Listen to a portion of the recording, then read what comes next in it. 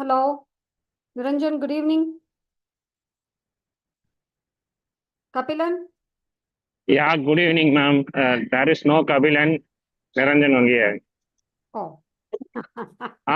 Ma'am இன்னொன்னு ஒன்று ஒரே ஒரு ரெக்வஸ்ட் மேம் உங்க சைட்ல இருந்து ரெக்கார்ட் மட்டும் போடுறீங்களா? நான் போன்ல கனெக்ட் ஆயிருக்கேன். யூடியூப்ல லைவ் விட்டாச்சு. உங்க சைட்ல இருந்து மட்டும் ரெக்கார்ட் போடுறீங்களா? என் சைட்ல இருந்து ரெக்கார்ட் இன்னைக்கு போட முடியாது. ஓகே, நான் ட்ரை பண்றேன். ரெக்கார்ட் போடுங்களேன், நான் ஆக்சஸ் கொடுக்குறேன். ஓகே, ரெக்கார்ட் ஆகுதா? ஒரு நிமிஷம் இரு.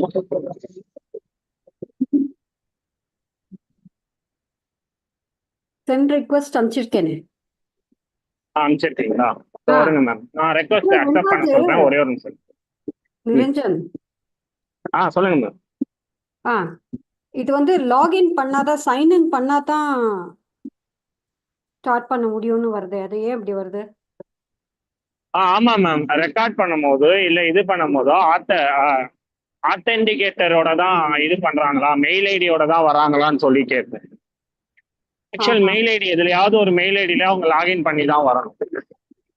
ஓகே, சில பேரால ஜாயின் பண்ண முடியல அதனால. இது நம்மளது வந்துட்டு பிரீமியம்னால அது ஆக்சுவலி அது இருக்கணும், இருந்தாதான் அக்செப்டே ஆகும். உங்க டீம் ஆளுங்களை ஜாயின் பண்ண சொல்றியா அங்க இதுல இருந்து வரவங்கள? நான் சொல்றேன் மேம். நான் ஆக்சுவலி டிரைவிங்ல இருக்கேன். டிரைவ் பண்ணிட்டே தான் வண்டி ஒரு இது பண்ணிட்டு இருக்கேன். நான் சொல்றேன், ஒரு நிமிஷம் உங்களுக்கு அக்செப்ட் பண்ண சொல்றேன், வெயிட் பண்ணுறேன்.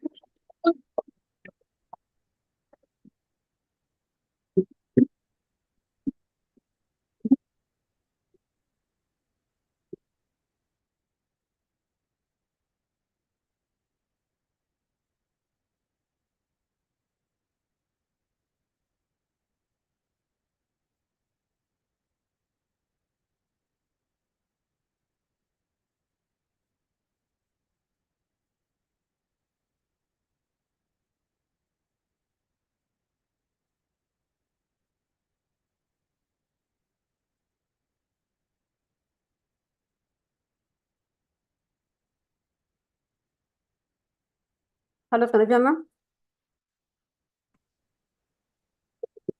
Good evening. மேம் ரெனின் சார் ஜாயின் பண்றாரா? ரிமைண்டர் சொல்லுங்க மேம். ரெக்கார்டிங் அலோவ் கொடுத்தாச்சு. இப்ப ரெக்கார்ட் போடுங்க.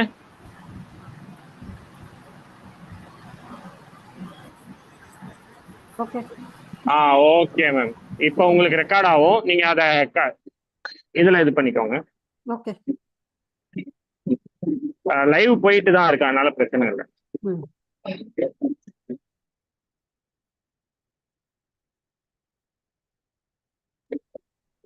தனுஜா மேம், இந்த இன்னைக்கு யார் யாரு நம்ம சைட்ல இருந்து வராதோ அவங்க கொஞ்சம் கால் பண்றீங்களா மேம்? இல்லை நான் கால் பண்ணுவாங்க. Yes, sir. Sir? 5:30, right? Yes, 5:30. Yeah, thank you. I will try. I think Thank sir you, will thank join. you. Hello.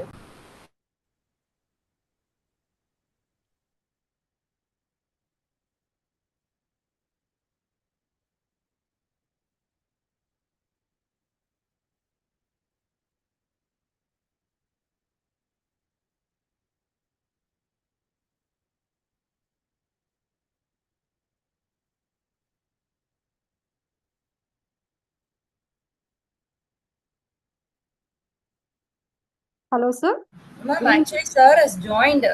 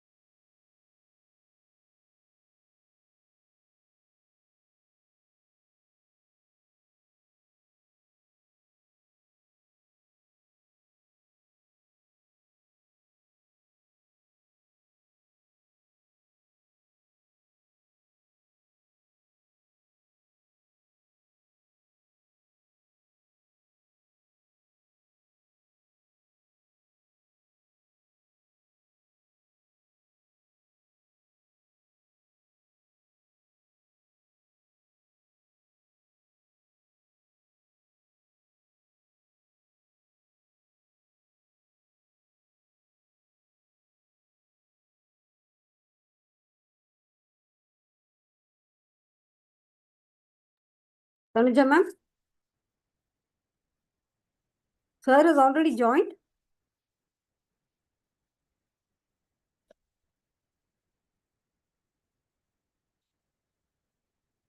Am I audible, Tanuja ma'am? Niranjan, am I audible? Yes, ma'am, you are audible. Yeah. Tanuja ma'am?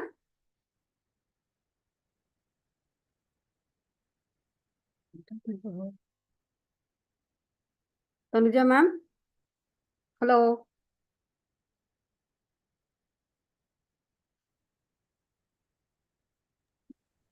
சொல்லுங்க ma'am, என்னது ma'am? அவங்க Rennie sir join பண்ணிட்டாருன்னு சொல்றாங்க.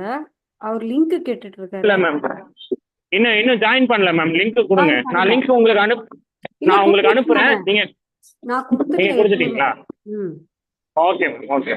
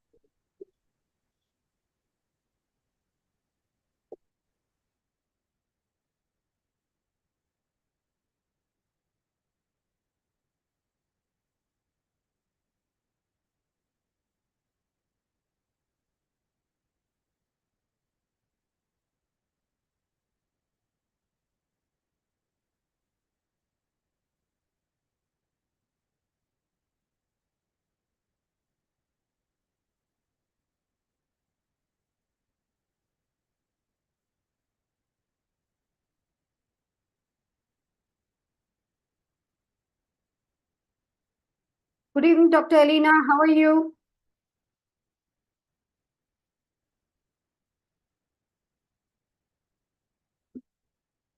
Good evening, Professor Charles. How are you?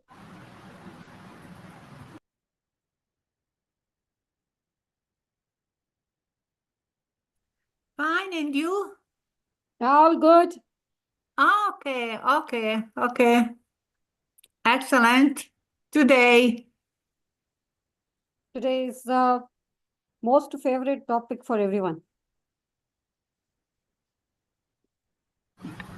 Good evening, ma'am. Good evening. Yeah. The Sir, host is joining, ma'am. yeah. Ma'am, actually, she said she didn't receive that speaker ma'am. details. I sent it to her. She replied. Good evening, Hi, Dr. good evening, Elena. sir. How are you? Yeah, I'm doing good. How are you? All good, sir. Nice At to meet last. you. At last you made it to our session. Yes. Always expecting unexpected. You need to be a little louder, sir, I think.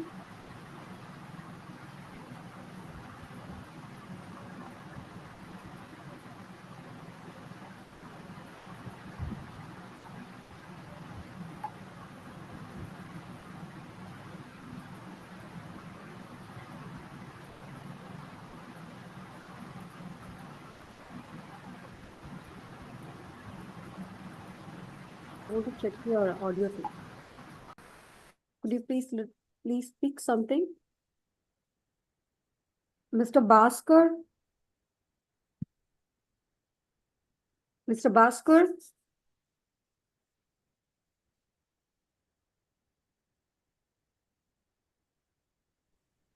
Yes, madam. You are from? Good evening, ma'am.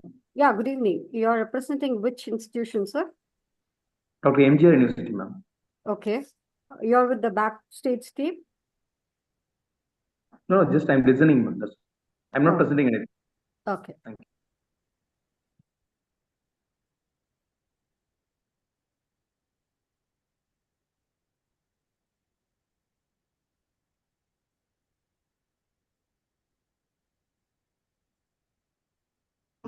Good day, Your Excellency. Good evening. Good evening, Ah, sir. How are good you? evening.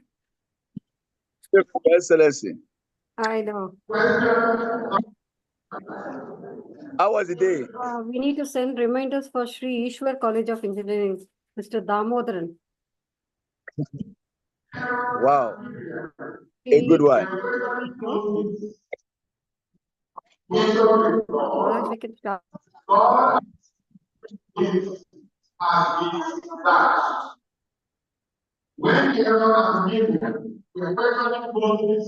Mr. Charles, you can mute yourself. Thank you. Kindly mute yourself, sir.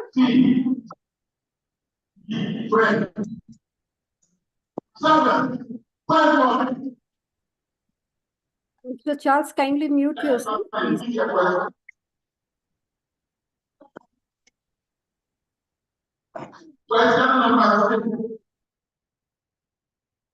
Yeah, thank you.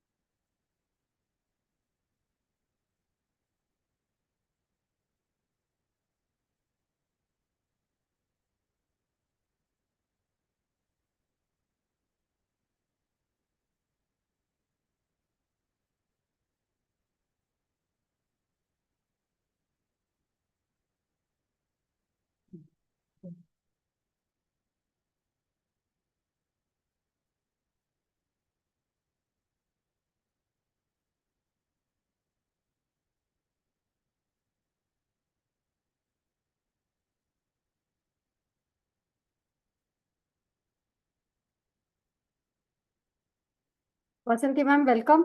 Good evening. A very good evening. How are you? Yeah, I'm doing good.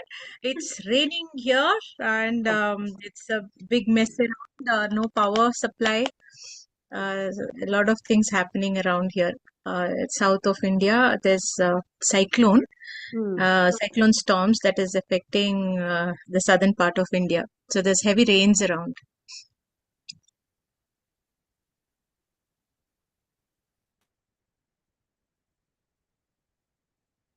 Ishwat ma'am, welcome. Hello, ma'am. Yeah, How after are a you? long time. Yes, ma'am. A bit busy with other things. Yeah. But good. Happy to see you here. Yeah, pleasure is mine.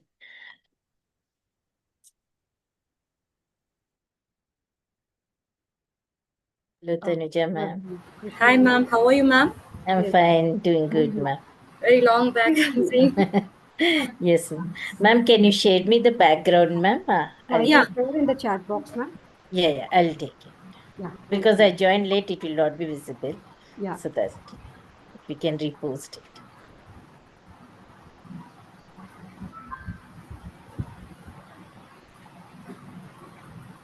Good evening.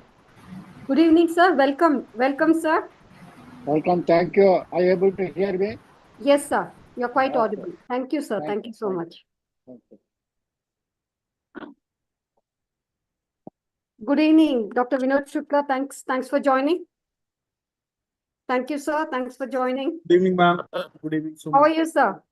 All is well. Thank you so much. All is well. All well. So I'm just checking for one more guest. Just few minutes. 1 second.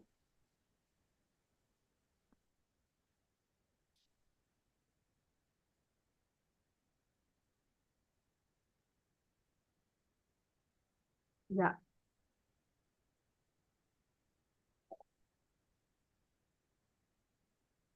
I'm making it as a gallery view. Krisha has joined. Good. So we'll go in for a group picture and immediately we'll start the session. So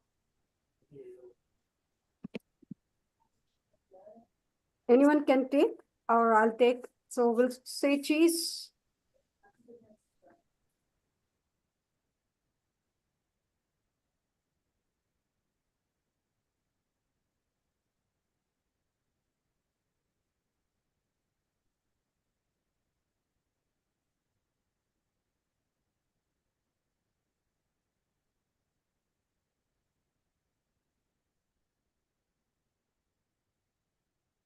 Thank you so much.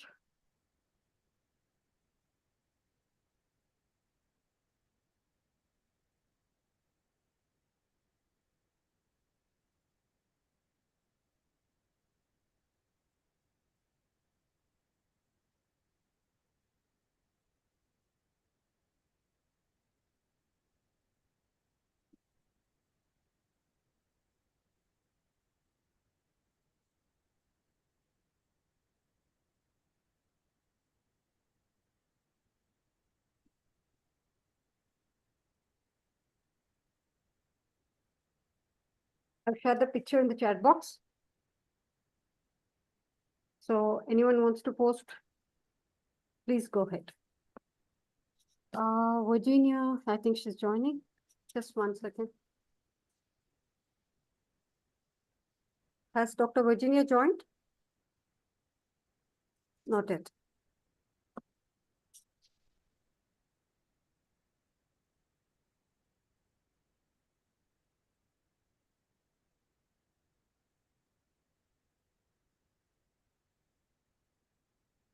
That's fine. Sudha ma'am, welcome. Good evening and a warm welcome to you.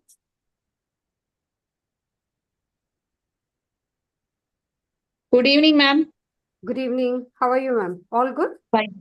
Fine, ma'am. That's great. So there's a message. Okay, Mr. Damodaran, I think Mr. Damodaran is not joining in, so we'll have to start with Dr. Elena, if in the speaker's order. Krisha, please make a note of it. Mr. Damodaran is not joining in today. So we'll have to start with Dr. Elena. Okay? After the introduction. Yeah. Thank you, dear. Thank you.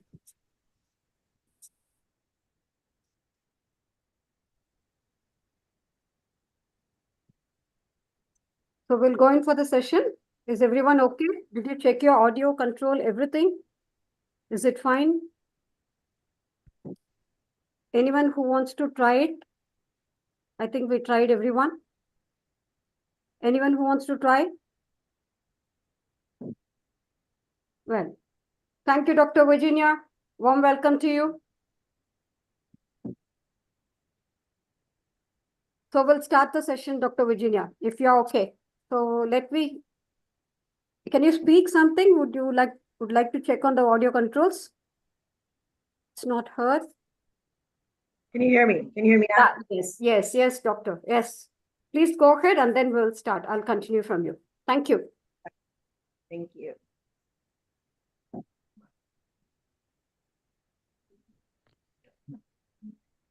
Good morning, good afternoon, good evening, wherever you are around the world. Welcome. We are so excited to have you here in our G20 International Planet Cabinet.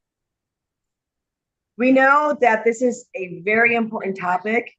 It's a subject of interest, and it's definitely vital to everything that we do when we talk about sustainability. It's a conversation that impacts our future. Today, we come together to engage, inspire, and innovate as we delve into the intricacies of our topic. It is to foster collaboration and share knowledge that transcends boundaries. I'm really excited about the pointers that we'll be talking about today because they each one really showcase why it's so important for us to get involved in education.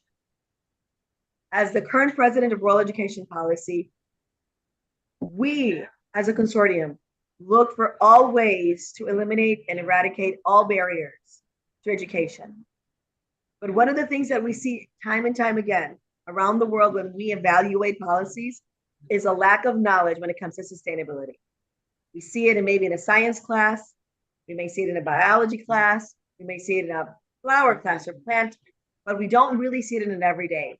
As part of World Education Policy, we believe, just like math and science are so important, if these are the future leaders of the countries that we live in, and this is the world that we live in, we believe that a sustainability class should be included in every single one of our classes. It could be once a day, it could be once a week, but no less. I've had the opportunity to speak to many different educators, government officials, and civic organizations. And every time that we bring up the subject, they say, yes, you are right, but nothing is ever done. I am counting on this group of movers and shakers, a group that is committed to education, but most importantly, committed that our future generations have a place to live. Time and time again, sustainability is just not about nature. It's just not about climate change. Sustainability is everything. Everything that involves that we can guarantee future generations the life that we have, the freedoms that we've had, the rights that we've had, or better. But what we're seeing around the world is that we are leaving our children and grandchildren a life that's less than what we had. And that is not acceptable. So today's topic is so important to the well-being, not only of humans, but of the entire living creatures that live in this planet. So welcome to every single one of you. Thank you, Dr. Srividya, for allowing me to always give this introduction and this welcome. I want to thank you, and I know you'll mention all our partners. And as part of IIU, International Internship University, we are so proud to be part of this team, be part of your group. What you do in every single one of your events, I haven't really seen anywhere else. And we always talk about the discipline and dedication that comes with it. So thank you, Dr. Srividya, for inviting us, for allowing us to be partners in this wonderful group. And I wish you all a great show today. Thank you. Namaste. Thank you, Dr. Virginia. That was a wonderful start indeed with some of your insights that you have shared. Well, I go with you truly, wholeheartedly, as education is the fundamental right, not merely a privilege or a commodity, stated UN Secretary General Ban Ki-moon during the World Education Forum on Sustainable Developmental Goals on Education. This principle has been the guiding principle behind our topic today, Education 360. Educate all goals, 17 goals leading to one planet, that is green planet that we are talking about. With our presidency as ensure inclusive, equitable, quality education, and that will promote lifelong learning opportunities for all. As we all know, education is a passport to the future. For tomorrow belongs to those who prepare for it today, as definitely Malcolm X has mentioned. As they say, I don't dream, but I create my destiny.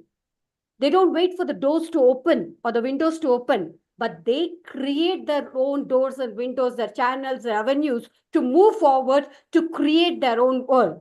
As we all know, destiny itself is a beautiful, wonderful white tapestry. In every thread and thread, it's guided by unspeakable tender hand placed by another thread and held it carried on to 100 others. As we all stand together with eminent personalities across the globe, let's create such a civilization. And that civilization is going to really of paramount importance, and it's going to form its own paradigm, saying that the future of the civilization, to a great extent, is not built in the four walls of the classroom, but it is built in the reality, in the environment. And for it is not a past, it is not a future, it's not the future, but it is actually the present that we are going to create. So it's of paramount importance to create such an ambience that shapes the mind of the younger generations to come, who are actually the inheritors of the earth.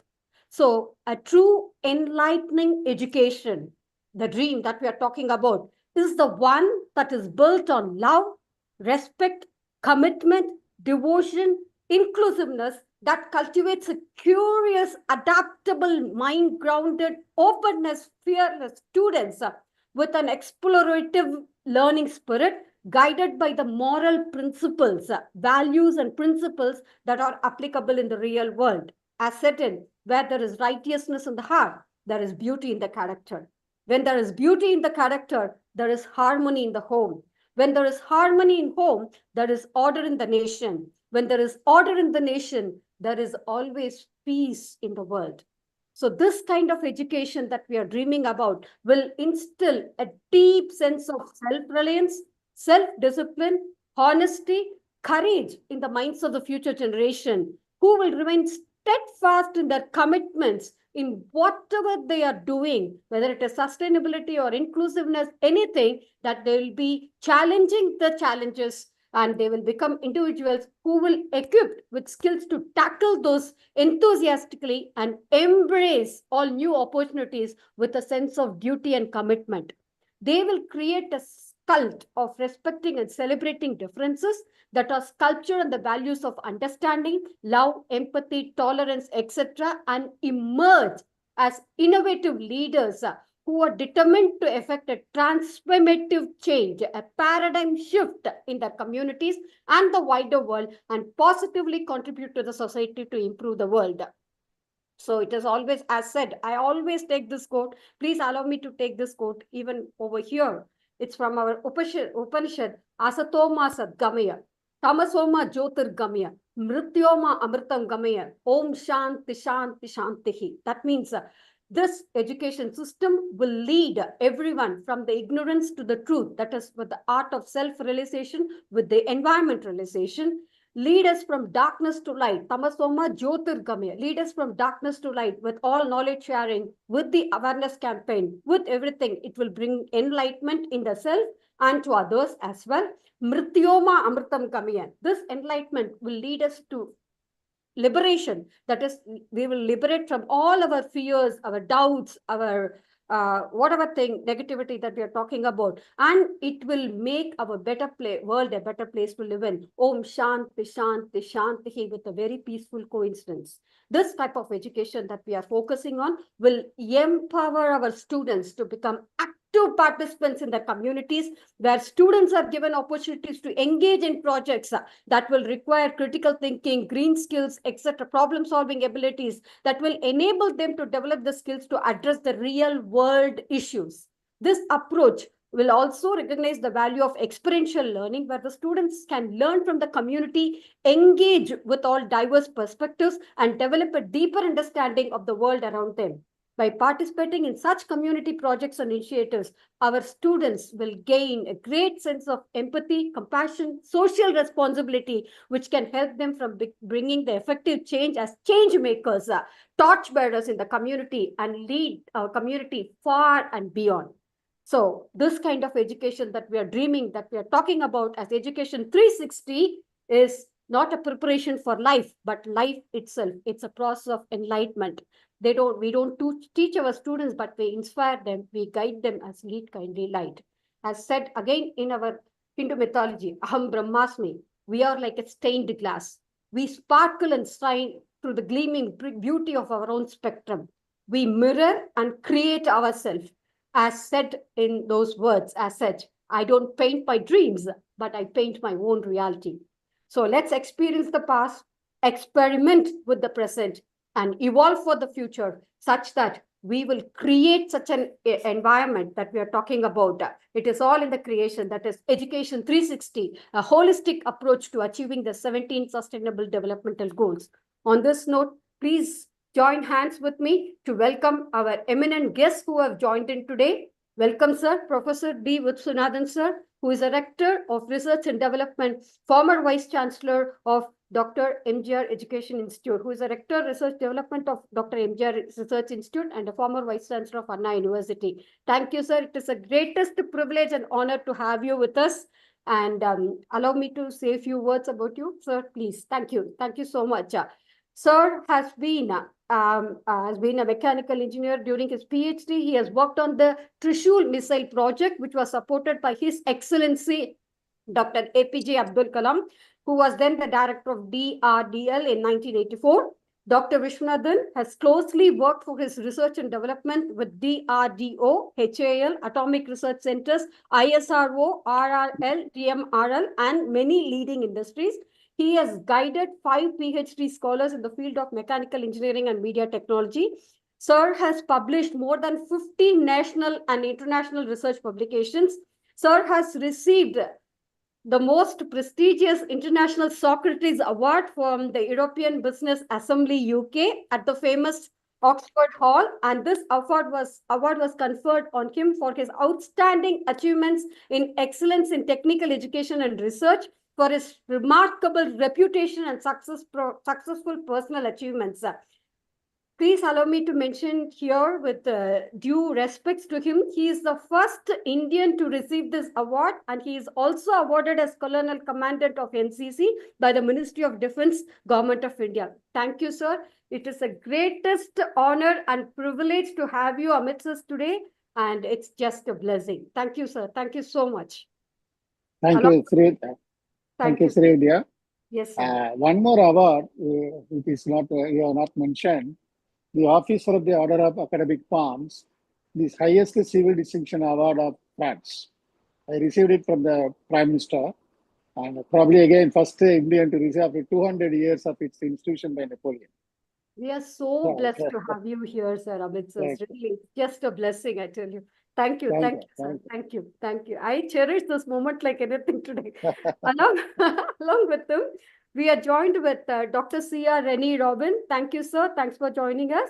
He is a professor, CSC, and Dean of Innovation from Sairam Engineering College. Thank you, sir. Thanks for joining us. And little more words if I would like to add on with Dr. C.R. Rennie Robin. Like he's from the district of Tamil Nadu. He has received his ME and PhD degrees from CEG Anna University in India. And he's currently working as a professor and Dean in Innovation of Sairam Group of Institutions.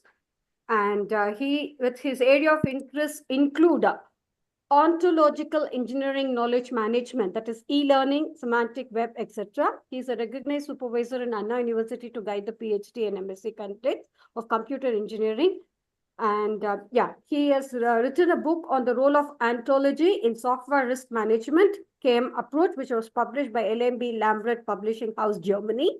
He has contributed on chapter Onto KMS Tech, an ontology-based knowledge management framework to teach engineering courses, for the book Knowledge Processes in Software Development that was published by IGI Global USA.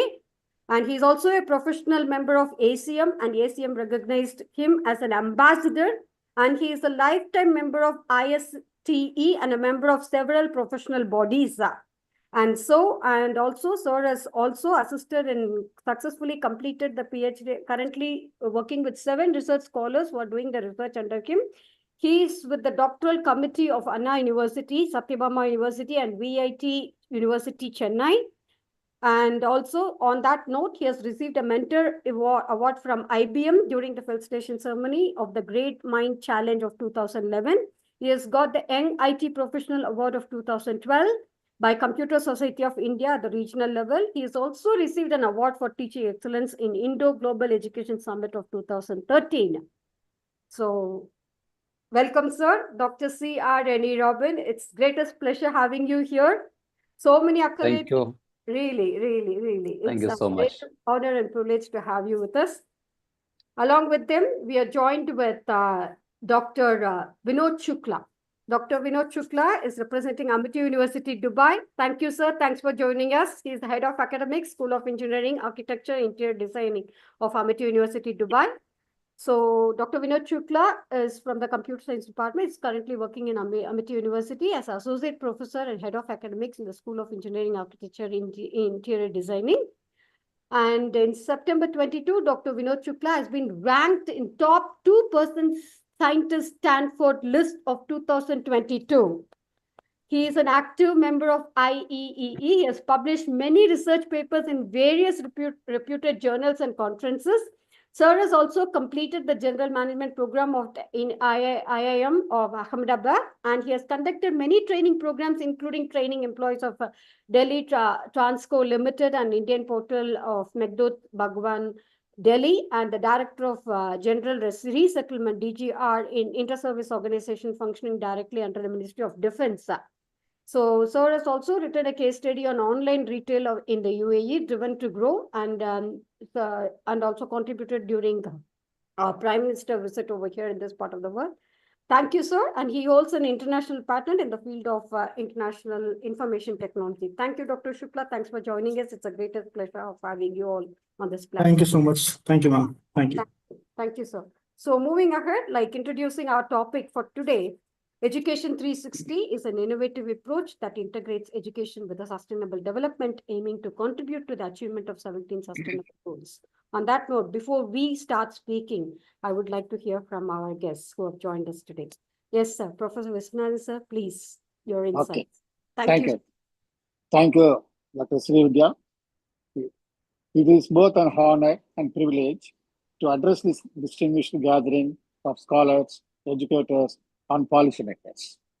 Today's theme, inclusive, equitable, quality education, is not just timely, it is foundational to the future we are collectively shaping. In the context of higher education, inclusion and equity are not abstract details, they are imperatives.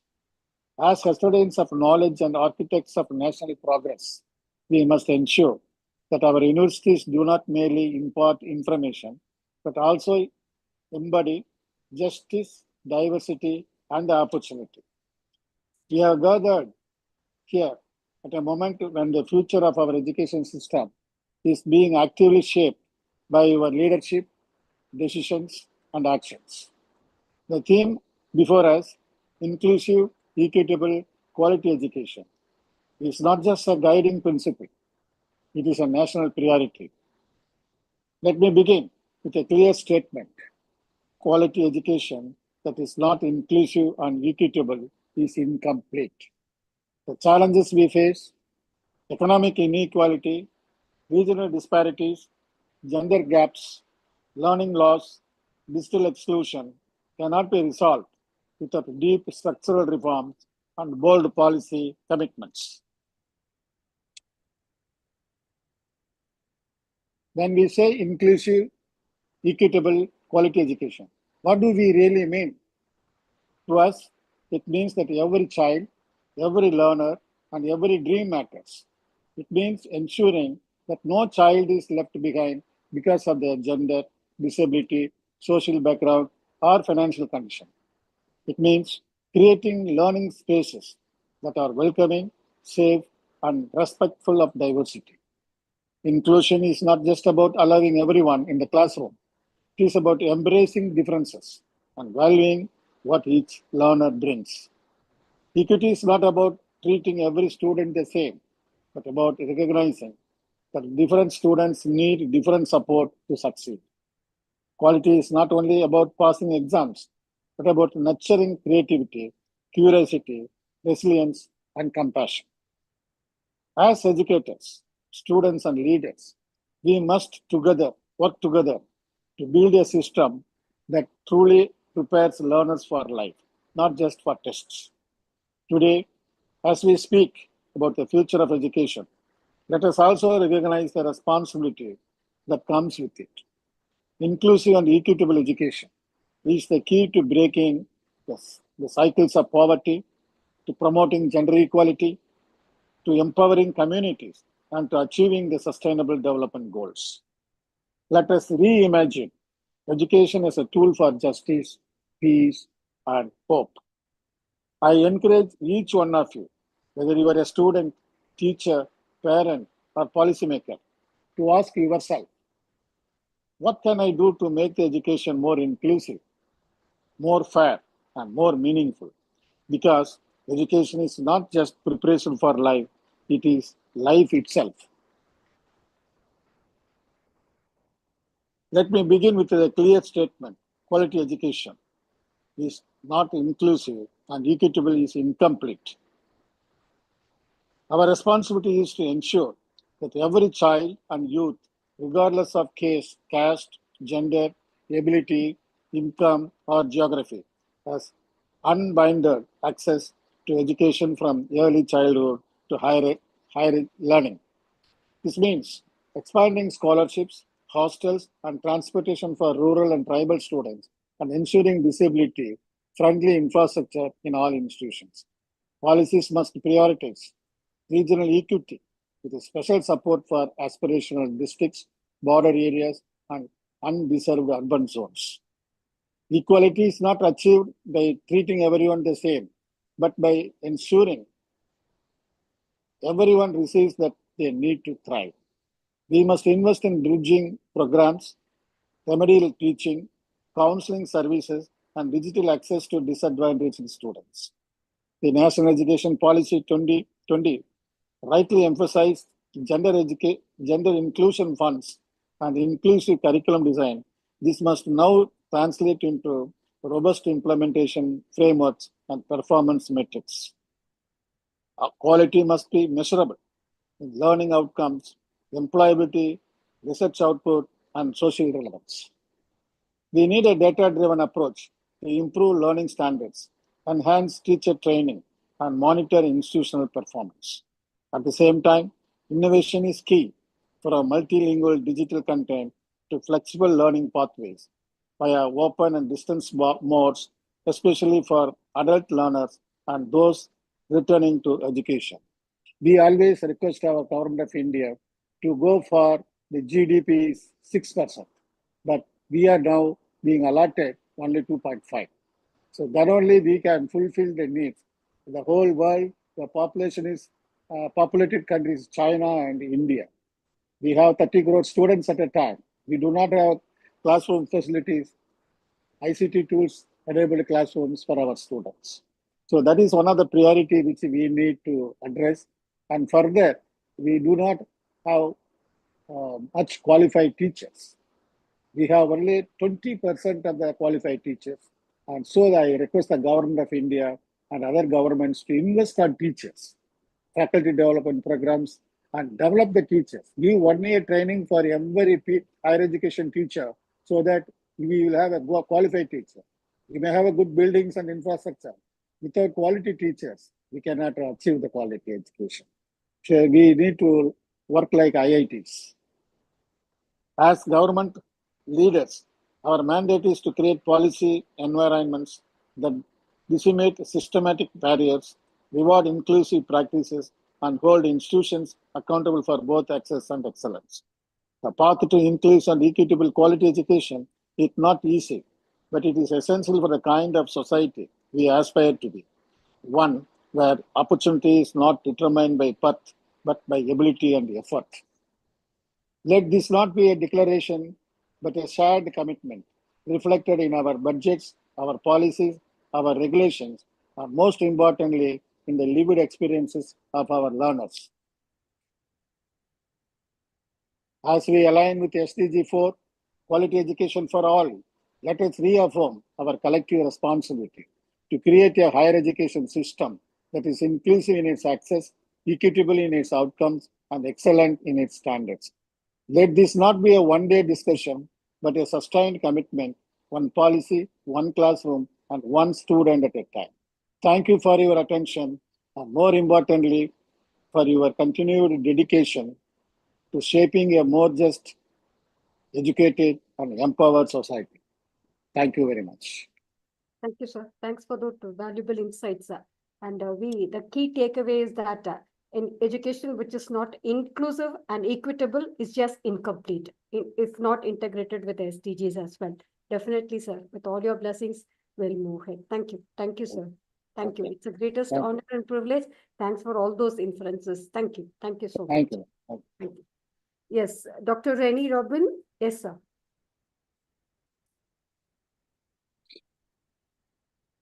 Please. Your screen is loading, sir. You're able to view your desktop. You can on your camera, I think, Dr. Rennie.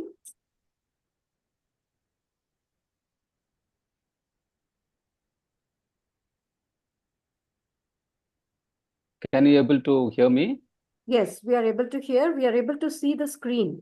Your desktop is Okay. quite visible to us, but not the PowerPoint. Thank you so much for this wonderful opportunity to share my views on integration of sustainable development goals in higher education institutions. Very happy to be with here, Dr. Vishwanathan sir, one of the most powerful. I'm honorary teacher. Was the Vice Chancellor of Anna University. I had a privilege when I was doing my ME and PhD at Anna University when you were the Vice Chancellor. I was doing my ME, my post-graduation in Computer Science and Engineering. Thank you so much, sir. And today I'm here to share my 5 years of work with respect to how the Sustainable Development Goals can be integrated with the academic curriculum. As a Dean Innovation, I was more particular and focused on integrating Sustainable Development Goals to the academic streams, higher education institute. You know, the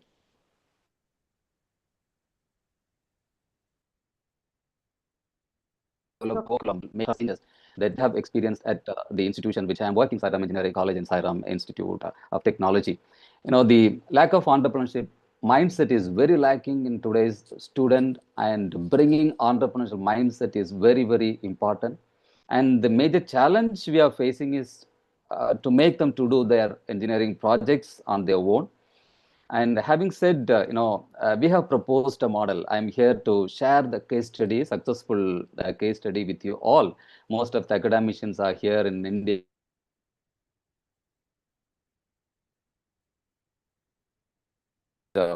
This model is not copyrighted. This model can be scaled up to any institutions. So we have developed a competition-based learning model. It is on top of experience-based learning model and project-based learning model. Competition is the one which will trigger the mindset of every student. And this model is talking about one student, one startup. The startup, it doesn't mean that making them to start or set up their startup immediately. Even the multinational companies, recruiters are really requiring their employees with entrepreneurial mindset, especially problem solving, critical thinking, and design thinking. And this model provides all the outcomes which is mentioned in outcome-based education, and it will encourage technology transfer and commercialization. In nowadays, even most of the statutory bodies like NBA, AICTE, NAC, and NIR have started asking about the tech transfer and commercialization, and this model will definitely give you the more path for technology transfer and commercialization, and this will encourage strong industry engagement.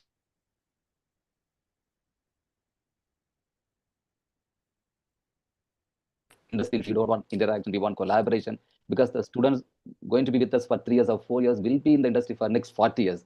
We want real collaboration, and inclusivity is also assured in this model. This model is all about this one. I'm presenting the framework which we have developed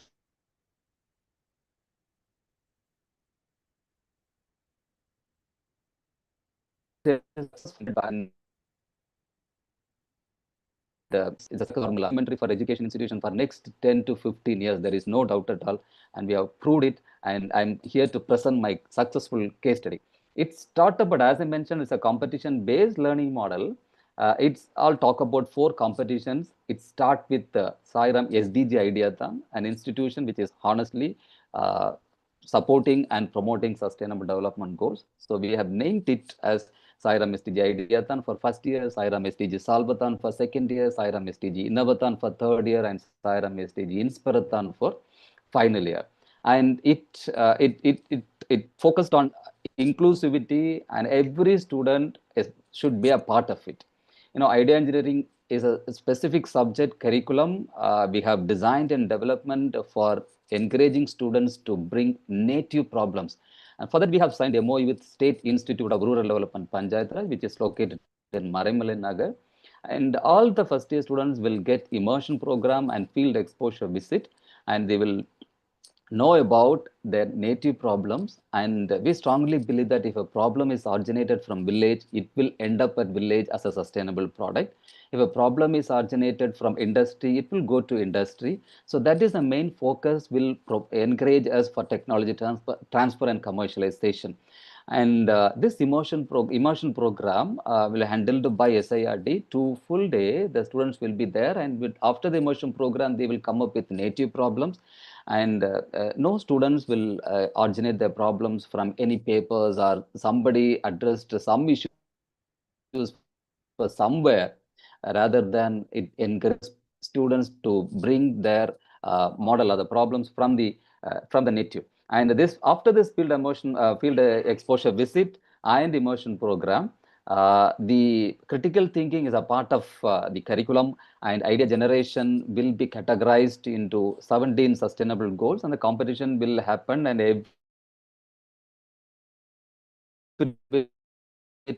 and each goal, the prizes will be awarded for the students. And the second year is Solvathon.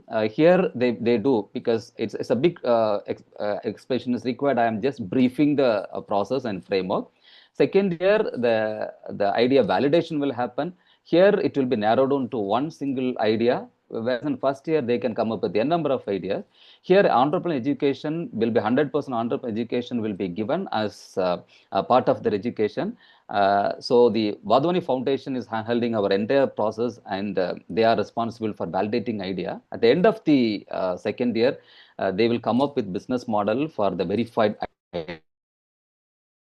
And for the first year, we are giving 2 credits. That's what I can claim. It is integration of with curriculum is 100% achieved. First semester 1 credit, second semester 1 credit. And when they come to second year, we have a separate course called Innovative Design Lab for 1 credit in the third semester, and 1 credit. So totally providing 2 credits. After the verification idea, the students will come to third year with verify idea. Here they start developing prototyping, and bootcamp and technology transfer will be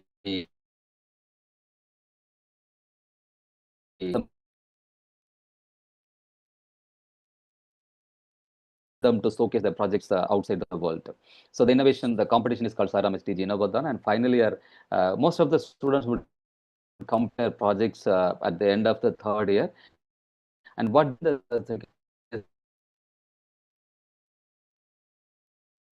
transfer and setting up of startups. So we even a program as Inspirathon, how they are inspiring the juniors, inspiring the world. So this competition-based learning model, just I have briefed the process. Ideathon, Sairam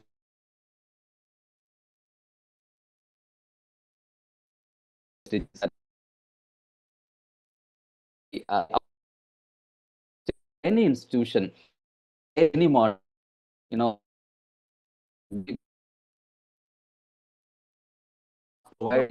consider it. Outcome. Actually, your voice is not heard properly. It's not continuous, actually. In the outcome, I haven't public.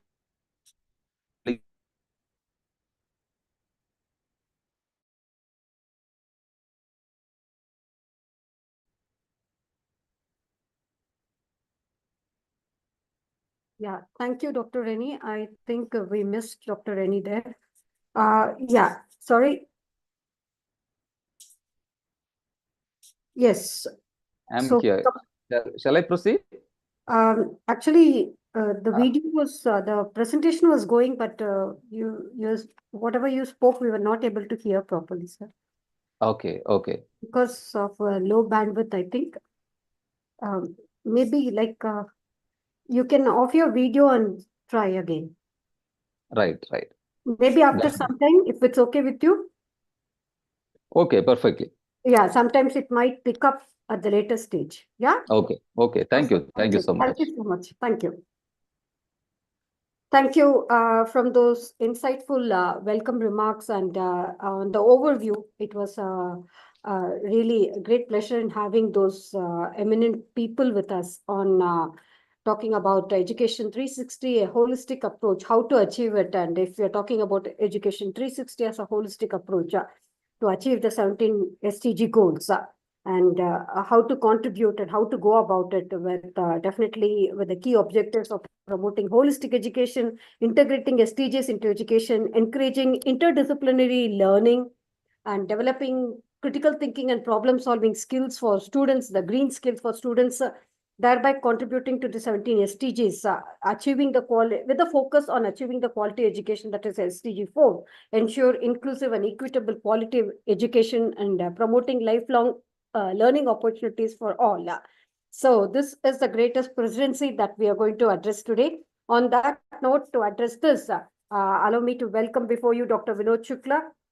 Dr. Shukla will start the session as a keynote speaker, and from there we will take over the pointers of deliberation. Thank you so much. Dr. Shukla ji, please, with your keynote address on ensure inclusive, equitable quality education, which will promote lifelong learning opportunities for all. Thank you, sir. Over to you. Thank you so much. The topic which has been selected is quite wide. And I think as the seniors who are available into this forum, they are also agree. We can talk endlessly on this thing because the way economical diversification across the globe is there, that also defines how the education is there in the between the cities and countries. Allow me to share my screen.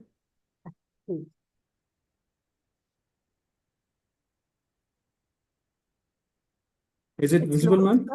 It is loading. We are able to view the screen. Maybe you need to go on to the presentation mode. Yes, it's quite visible and you're quite audible. Please go ahead, sir. Thank you. Thank you so much. Allow me to start with a few facts which I have collected today via internet. And inclusiveness is one of the key words which we are continuously hearing. There is something which is known as inclusiveness in 2025 by the Ministry of Higher Education in United Arab Emirates. It is also a mandate. This should be the part of the each curriculum, irrespective of a student belong to which branch. It is number one. Number two, if you look at the sustainability, if you look at the artificial intelligence, if you look at the data analysis or data analytics, again, I will quote Ministry of Higher Education, 2023 Circular, United Arab Emirates. Again, it was a nice initiative that ministry has given a mandate very clearly. Artificial intelligence, data analytics should be the part of each and every program. So what I'm trying to say, it is not limited to computer science. It is not limited to business intelligence and information technology. This should be the cup of tea for everybody because artificial intelligence is actually impacting everyone. So let me start with a few facts, and we are able to see like approximately 251 million children they are there who are eligible to go to school. And out of them, roughly 33%, they belong to the low income countries. There is a huge gender gap of 48%. And language barrier is one of the biggest problem, I will say. Like the global population lack education in the native language. Majority of the time, the language is international accepted language, that is English.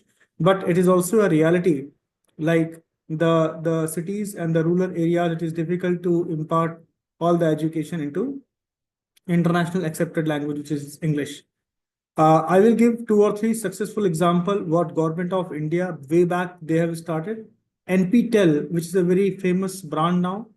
initiated by Ministry of Education back in India, and all the IITs have clubbed and they have started this forum. And the idea was to address the keyword, which is inclusiveness. How we can include everybody who is into the village or into the remote area. So NPTEL is a kind of a forum where you can log in and you are able to get the knowledge from the person who is attributed as IIT and IIMs. If you look at the small comparison between the school and higher education, you will see the economical barrier. Economical barrier means the fees sometimes is quite high. It is very difficult for a person like lower middle class family or a person who belong to the remote area to join those higher education. So again, I'm quoting this online education e-learning platform, in particularly YouTube, in particularly NPTEL, in particularly majority of the highly reputed international universities. I will use the word Amity, I will use the word IIT, I will use the word Harvard. Everybody, they have started online education. And the one of the key area for key reason for starting the online education is to include everybody and everyone so that the education can reach to everybody. Infrastructure gap, limited higher education institution restrict the opportunity in unreserved region worldwide. So it is not like everywhere you will find the good universities. Majority of the time, the cities which are developed, the countries which are developed, you will find the good universities and the good learning resources are available only on those parts. Socio-cultural factors, gender norms, we have already seen. It start from the school and it is impacting all the kind of education. Conflict impact. Political instability, like I don't want to take in particular name of, like we have seen the last 3 to 4 years. In certain part of the world between the two countries, the war is going on. And because of this war also, there is sometimes though, but this instability which create it automatically impact the market. It automatically impact the stock market and also impact hugely the education system also. So that is also one of the reason which is like Mishri Vidya was quoting in the beginning, like the peace is very, very important. So if peace is also one of the factor which ask us to move forward into the field of education.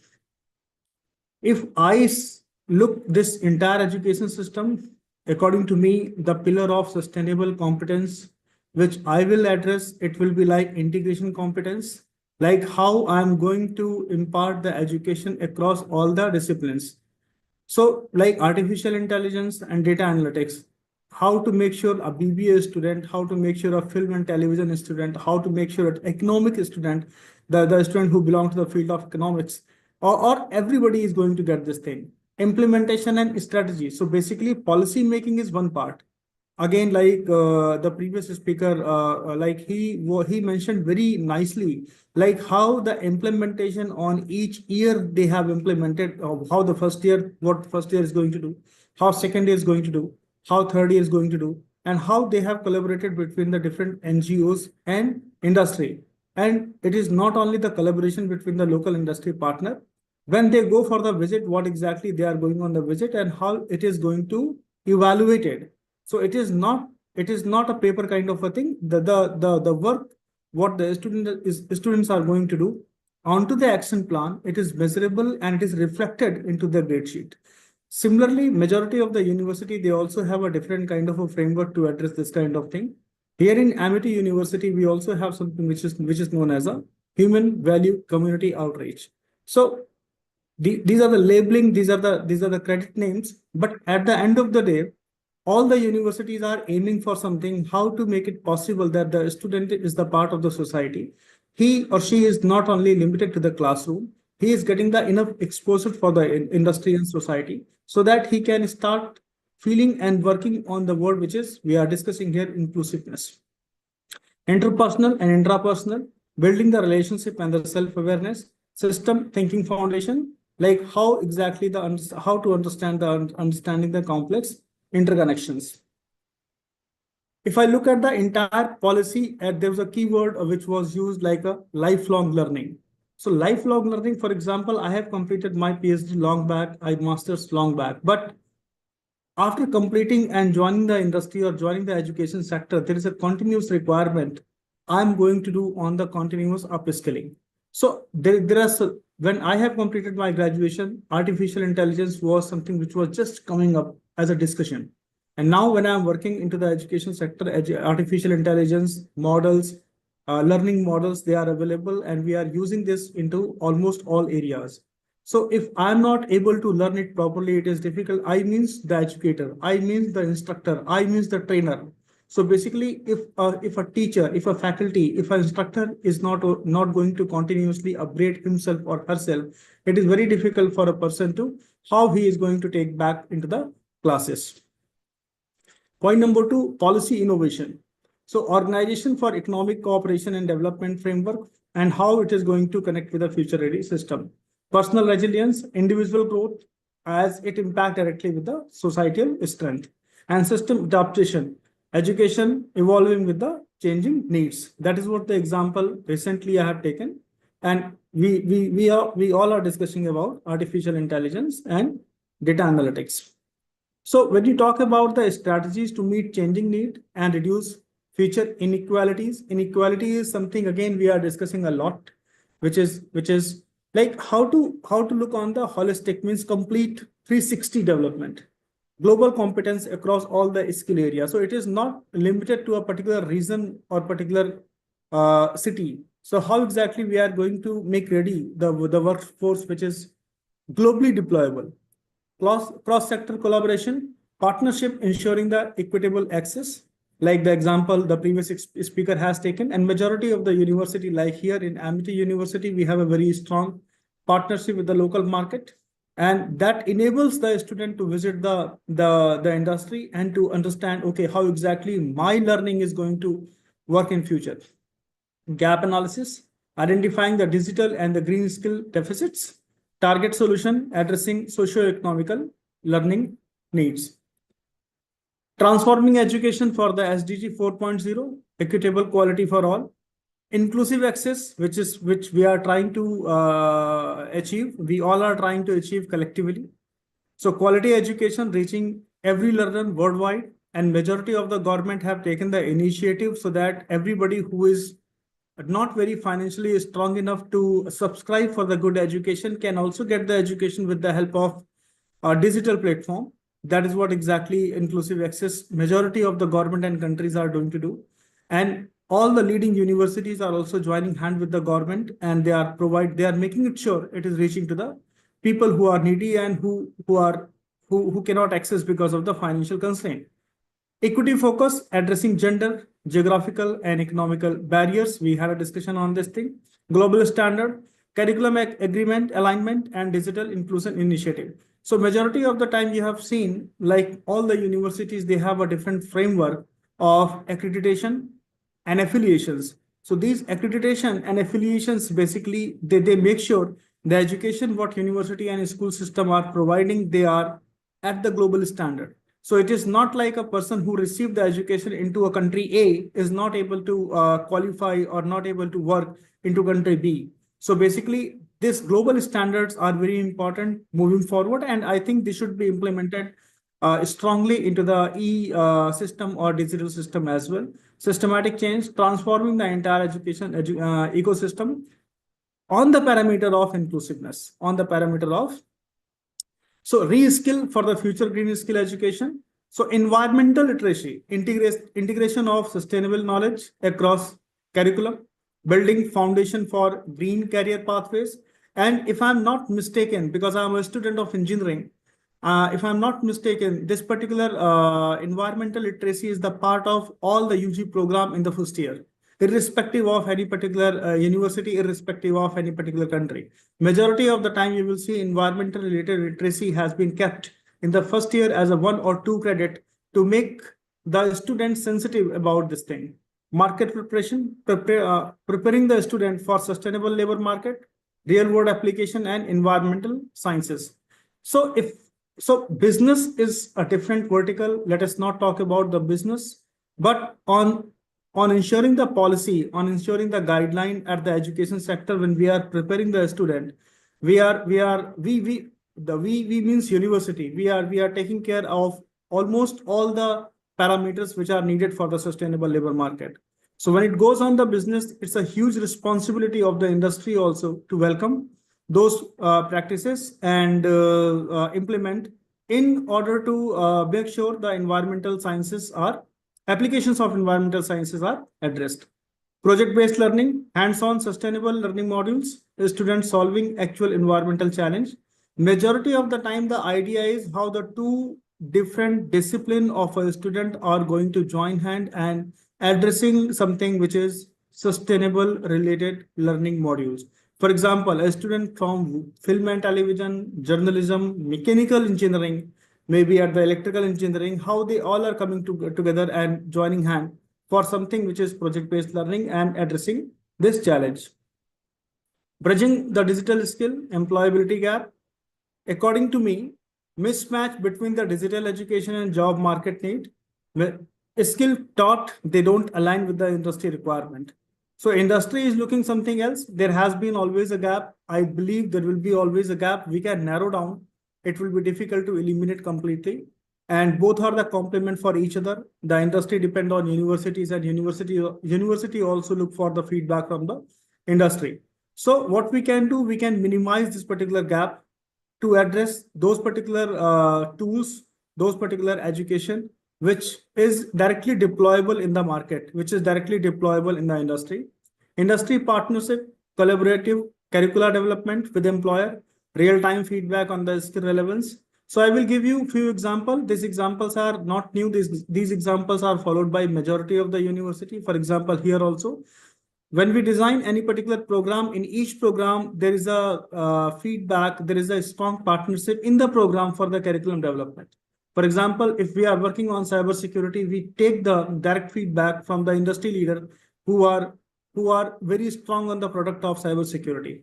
And these are the industry people who are helping us also to give their input for designing the curriculum development on that particular area. So that is one of the example. Likewise, many example can be taken. Essential competence, coding, data literacy, cybersecurity focus, future proof of skill for digital economy. And believe me, these few words, they should be known to everybody. This should not be the case. Okay, you are not the student of computer science, you are not the student of engineering, so this is not for you. These are the skills which are needed by everybody, irrespective of what category of education and business you belong to. Digital financial education in strategy, digital platform, accessible financial education via mobile technology, and NPTEL in particularly in India has been huge success for this thing. Future ready skill, financial literacy as a essential competency. Inclusion policy, closing digital financial gaps. And one more thing, the self-financial management, I think this should be included into all the schools. Not in the school, then particularly this must be included into the higher education. Because at the end of the day, when the student complete the degree and going to the business or into the market, he or she, if we don't know how to manage the self-finance, it is difficult for a person to move further. So this financial education is also very key for any particular program to include, maybe as a 1 or 2 credit. Innovation in satellite education. So we all know by now this, like currently it's the current forum, the Zoom forum organized by Ms. Srividya is one of the classic example. Various part of the people from the different country, they are connected and we are talking at the same time. We all in this forum are from the different time zone. We all belong to the different countries, but we are able to share the idea. Likewise, all the students who want to study, if they belong to the various remote areas, they can easily connect with the help of mobile technology. And any infrastructure of a university which is compatible with the mobile platforms, if that particular education is ready, it will be a revolution kind of a thing in the education, which is happening, but still a lot more work need to be done. Moving forward, according to me, I will summarize only on 3 points. Number 1, according to me, should be the policy integration. Recommendation for the future ready education system. A lot need to be done by the government, a lot need to be done by the universities, and a lot need to be done as an individual like us, like me, like everybody in this forum. Scaling innovation, blending sustainability, equity, and technological advancement. It is needed, and it is needed continuously. collaborative actions, government, industry, and academia. Like it is not isolation like the universities are self-capable to do all the thing. No, they always need the support from the government and university. Likewise, the government and the industry also. So if they work together, like we try to do in all the universities, in Amity University, Dubai, and all the other branches of Amity University, we have a strong connection with the industry and government, only to ensure what we are delivering to the student, it is something he or she can use when after the completing the degree. That is all from my side. If any question is there, I will be more happy to address. Thank you, Dr. Vinod Shukla. That was really a quite comprehensive, very insightful. I think you have covered almost all the pointers of discussion for today, definitely. And as you rightly mentioned very clearly, precisely, that is education is the passport to the future for those who are going to think about it today. That's what is Correct. the thing. For tomorrow, those who are preparing for it today. So thanks for Correct. joining us in making this dream a reality, opening the Thank door you. for windows and channels to just create it. Thereby, we don't just dream, but we create our own destiny. Thank you, sir. Yes. Thanks for all With the your permission, Ms. Srividya, first of all, I'm very huge thankful to you. I don't know how you are managing, but you are continuously busy. You are contributing a lot.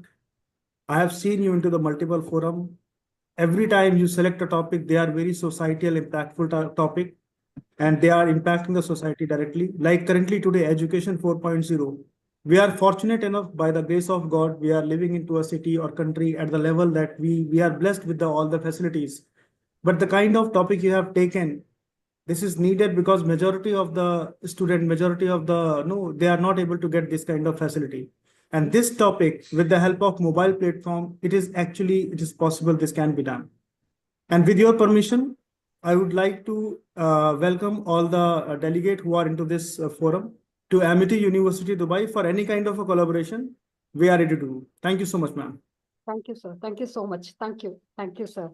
Yes, so that was a very quintessential presentation indeed on the topic, on the presidency, especially to ensure inclusive, equitable, quality education that will promote lifelong learning opportunities for all. Yes, definitely. It's a very crucial aspect of the United Nations Sustainable Developmental Goals, especially with the focus of the Sustainable Developmental Goal 4 and with key objectives to ensure that inclusive and quality education will definitely provide lifelong opportunities with the fostering of the culture that sir was mentioning, with continuous learning processes that will enable the individuals to acquire new skills, knowledge, competencies throughout their life. So it is not only with the school, it is not only with the higher education, but throughout their life. Very good, sir. Thank you so much. As he started focusing on the problems, highlighting the problems, millions of children are out of school. Despite the progress in school enrollment, we do agree with you, sir. Millions of students are remain outside the school, especially in some continents like Africa, Southern Asia. We have to really accept the fact that the education system struggle to keep with the population growth and with the lack of amenities and the facilities. Even it's not only a lack of adequate facilities or the infrastructure, even lack of trained teachers, as sir was mentioning, definitely. So we need to train them, provide them with basic amenities of life like electricity, drinking water, sanitation facilities, as sir was mentioning, satellite education through TV or radio, that will really help these children who are in the most downtrodden, and we call them as within the quotes of vulnerable. So we will try to make it possible reach those accord as such.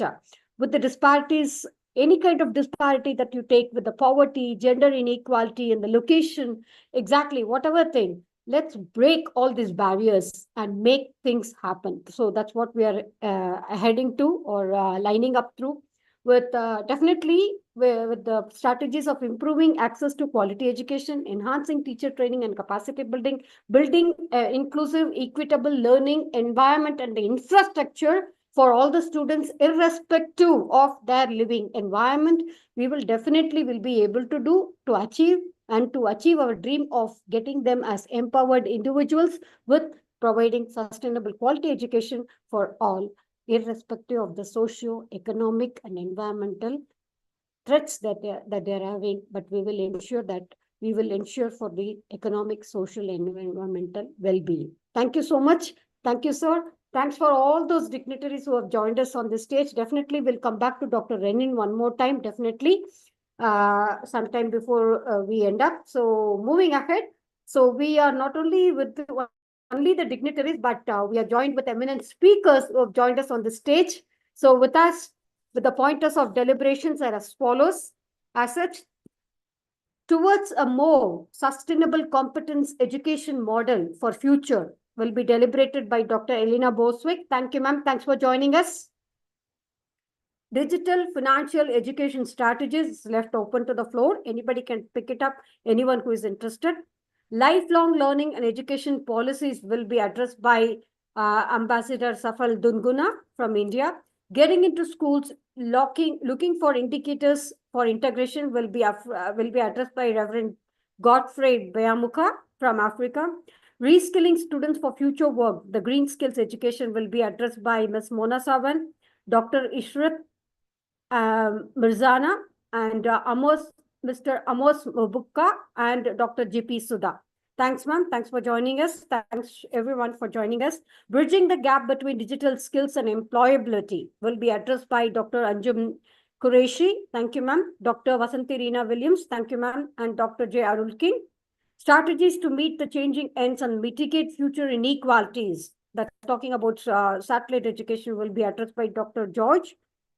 Cooperating on the improvement and the expansion of the tertiary education to make leaving no one behind, which is the reality in the education that we are heading to, with technical and vocational training for the digital age, thereby transforming education towards equitable quality education will be addressed by Dr. Anurag Agnihotri, thereby summing it up with the social ecosystem model, a new paradigm for the skills development will be addressed by Dr. Charles Boria. And we will be joined by Dr. L. Shanavaskam for the closing remarks as well. So on that note, we are joined with two more moderators who are joined with me on this stage, on this dais. Dr. Tanuja Balasundram, thank you, ma'am. Thanks for joining us. And Dr. Mamta Chawla, thank you, ma'am. Thanks for joining us. They will be moderating the speakers as and when required.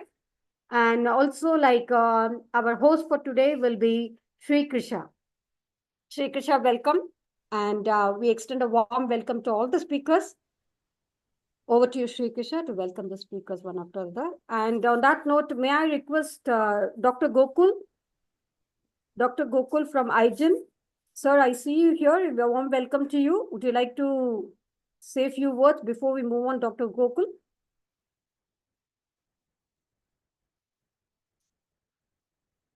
Okay, I think we'll be joining late. And over to Sri Krisha. Please. Thank you. Good afternoon, everyone. I'm Krisha, currently pursuing my Bachelor of Engineering in Cybersecurity at Sri Sai Ram Engineering College. Today, I'll be the host for this particular deliberations. Now, it's true privilege to welcome Dr. Elena Bostwick, a highly respected genetist and esteemed university professor. With decades of contribution to science and education, her work has been published in numerous encyclopedias and monographs in the Republic of Siberia and internationally. A recipient of 3 honorary doctorates and multiple accolades for her outstanding service to higher education and scientific advancement, she continues to inspire generations. She will now speak on towards a more sustainable competence education model for the future of the new paradigm of modern higher education and future trends, development of universities, focusing on inclusivity, personalized learning, and how universities must adapt to meet global challenges. We now invite you to take over and share our valuable insights, ma'am.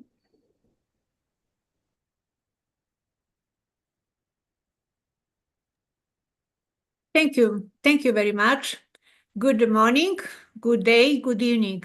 Respected dear Srividya Sakamar, ladies and gentlemen, scientists, university professors, experts, students, business people, etc.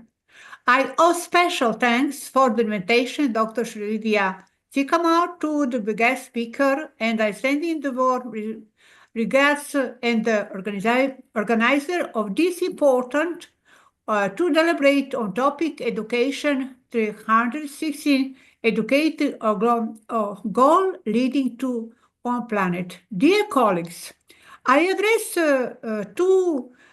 this sentence to Our Excellency Dr. Srividya Sakamar. Knowledge is power, said the great English philosopher, statesman, and essayist Francis Bacon. And get the climate that true knowledge is a strength. Having so much knowledge for every topic that the lectures talk about is an art of intelligence, broad education and creativity. Thank you very much for allowing us to learn from you. Topic today, the future of the new paradigm of modern higher education and future trend development universities. Scholarly discussion about the future and the new paradigm on education are in response to global change and technological advance. The new paradigm emphasizes inclusivity, the use of technologies, and personalizing learning. The research objectives are: 1, to analyze how the new educational paradigm faces global change and technology. 2, to identify the impact of inclusivity on students and learning experience. 3, to explore how the use of technology enrich technique in methods. 4, discover the importance of personalizing learning in improving student outcomes. 5, to understanding the relationship between adaptability, education relevance, and future challenge. The research methodology used in the study include literature, review, and content analysis. In comprehensive literature, review was conducted to gather insight from scholarly research papers, books, and especially papers related to the development of the educational process, including technology adoption, student-centered approaches, and progress toward personalized learning. As a long-time university professor and scholar, I currently study and analyze which relevant sources seeking expert perspectives, current trend, and significant findings related to the new educational paradigm. The information collected was sorted and organized through content analysis. Relevant data was identified, categorized, and expertly analyzed. The research results react the new educational paradigm is a highly relevant response to global change and technological advancement. Furthermore, inclusive serves as the foundation of this approach, ensuring that education research every individual and supports them to development according to their cognitive potential.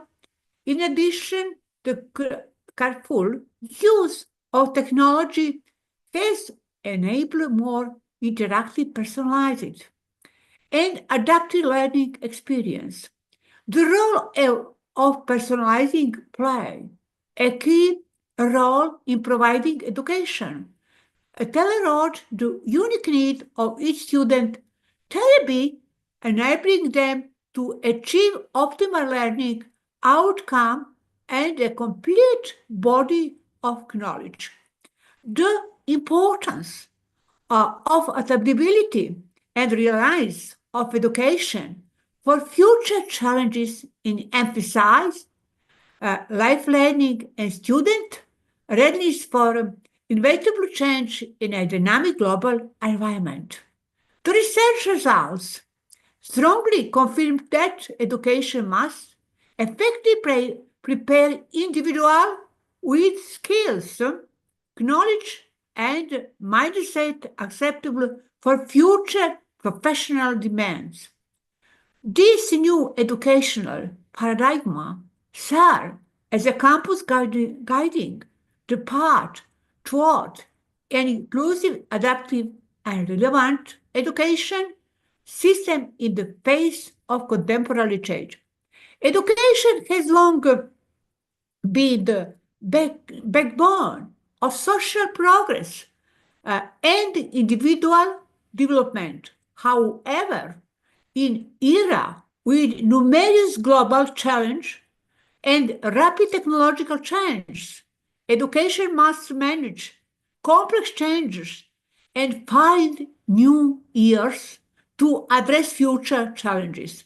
In the face of this situation, a new paradigm in education is becoming increasingly important in creating an innovation and adaptive education system.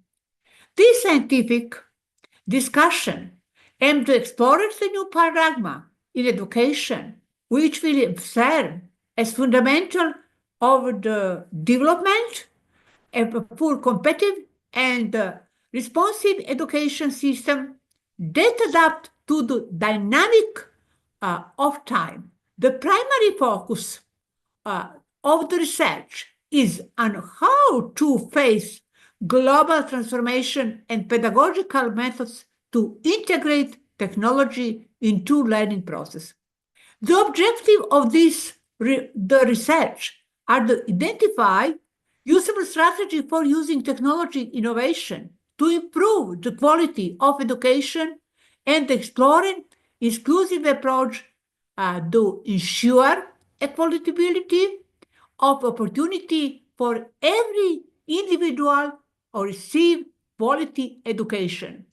The significance of this much research lead into the contribution to the development, adaptive, creative, and future-oriented education.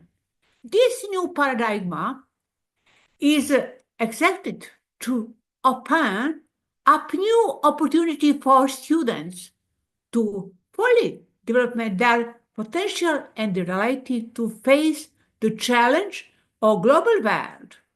In the search for multiple solutions, the theories used in research include the concept of personalized learning, where each individual is recognized as a unique entity with different learning style and need. Furthermore, the use of technology in the learning process will be supported by contemporary learning theories to emphasize use of digital response, digital resources to facilitate interactive and engaging learning. By understanding the problem at hand, setting research objective, and basing the research on relevant theories. These are scientific contributions that seeks to make a significant contribution to guiding education toward a better future with much hope improving knowledge and skills. The significance of this research is crucial because it is accepted to contribute to the development of education that is aligned with future needs, creative and adaptable. This new paradigm is accepted to create new opportunities for students to fully explore their potential and prepare to face challenge in global market.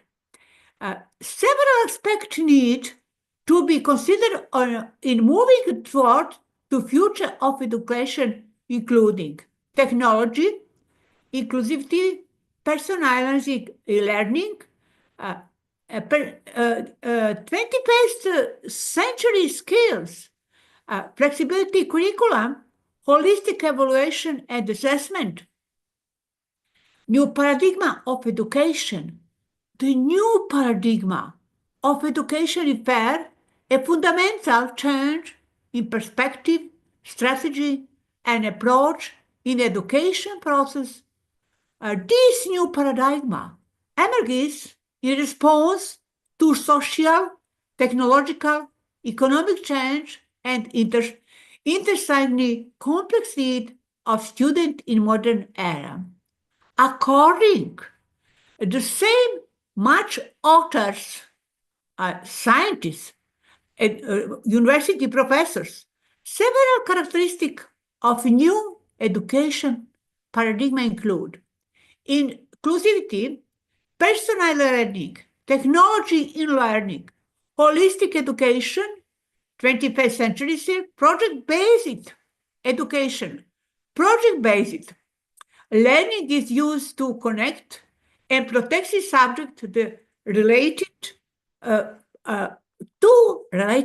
professional, allow students to apply their knowledge to real-life situation.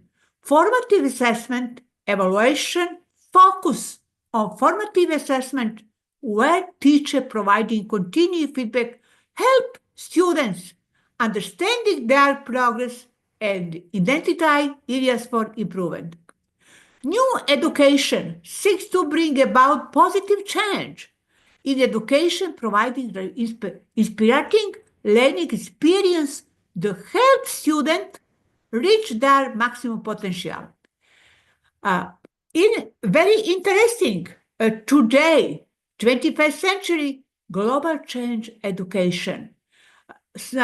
Author Salomon Kahn conclude global change in education, technology in learning, 21st century skills, inclusive education, complexity-based curriculum, learning, etc. In the face of this rapid complex change, it is important to constantly up-to-date strategy, curricula, and approach education better, respond challenge opportunity. Inclusive in education, there are several characteristics in inclusive education. Is much research program to scientists and experts education and university professor period is very intensive, much work adapted education system in business profile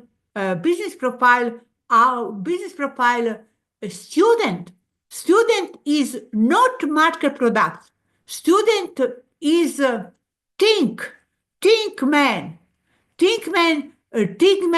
in different situation. Thank you very much, dear colleague. Thank you very much for attention.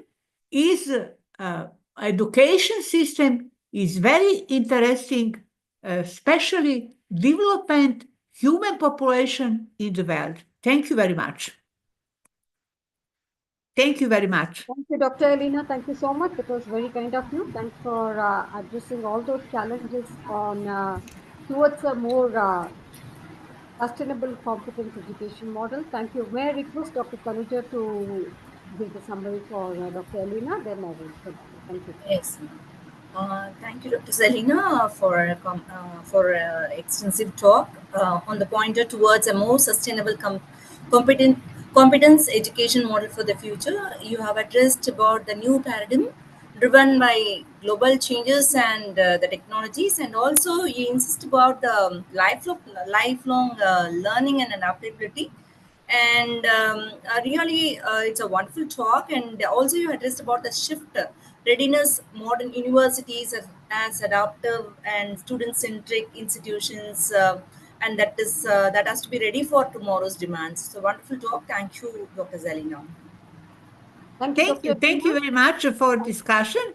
especially interesting future. Global change in education values significant change are taking place around the world in the context of education. The global changes students, especially university professors. Problem, our change education process in the world, university professors, much work. Yes. Thank you very much for discussion, Professor. Yeah, thank you so much. Thank you, Dr. Alina. Well, that was a very important pointer for today's discussion towards a more sustainable competence education model for the future. And thanks for your valuable insights of bringing in a sustainable competence education model, which will prioritize the development of skills, knowledge, and attitude that will enable the individuals to contribute for a more sustainable and equitable future in terms of systems thinking, critical thinking, creativity and innovation, collaboration and communication, adaptability and resilience, as one of our chief guest was also mentioning all these pointers, definitely. So when we talk about sustainability focused education, to integrate sustainability into the curricula, how to do that with embedded sustainability concepts and principles into your education programs, and with interdisciplinary approaches to foster collaboration with multidisciplinary approaches, as otherwise it is called as cross-curricular learning, with real-world application relating education to life and nature, with the emphasis not compromising on the values and the ethics, will develop the learners towards a more sustainable and with the social responsibility as well. Thank you so much. By adopting this, definitely a sustainable competence education model, we can empower the learners to contribute more to a sustainable and equitable futures, addressing the complex challenges facing that our world is facing. On that note, may I request, thank you, ma'am. Thanks for joining our forum. Definitely, it's always a pleasure having you, and thanks for all the biggest support that you are delivering to us, you are giving to us with your presence as such. Thank you. So on that note, may we request the next speaker who is going to address on lifelong learning and education policies. Thank you. Over to Ms. Krisha. Thank you. A warm welcome. Thank you very much. Thank you, ma'am. A warm welcome to Ambassador Safal Dungana, a dynamic global youth leader, international volunteer, peace advocate, and a global speaker. With passion for technology, innovation, and social impact, he has inspired many through his roles as a trainer, community builder, and education advocate across the world. He will now speak on lifelong learning and education policies, highlighting how inclusive, flexible, and creative education systems can empower individuals to adapt, grow, and lead in a rapidly changing world. The stage is yours, sir. Thank you so much, ma'am. Good evening to everyone present here. Respected Chief Guest, Professor Dr. Viswanathan Dorai, sir. Guest of Honor, Dr. C.R. Rini Robin. Esteemed dignitaries, fellow speakers, respected educators, researchers, and global change makers. I would like to take a moment to express my sincere and heartfelt gratitude to Sri Vidya Sukumar ma'am for giving me the valuable opportunity. Her unwavering support and dedication to empowering young voices in education and sustainability is deeply inspiring. Thank you, ma'am, for believing in me and so many others.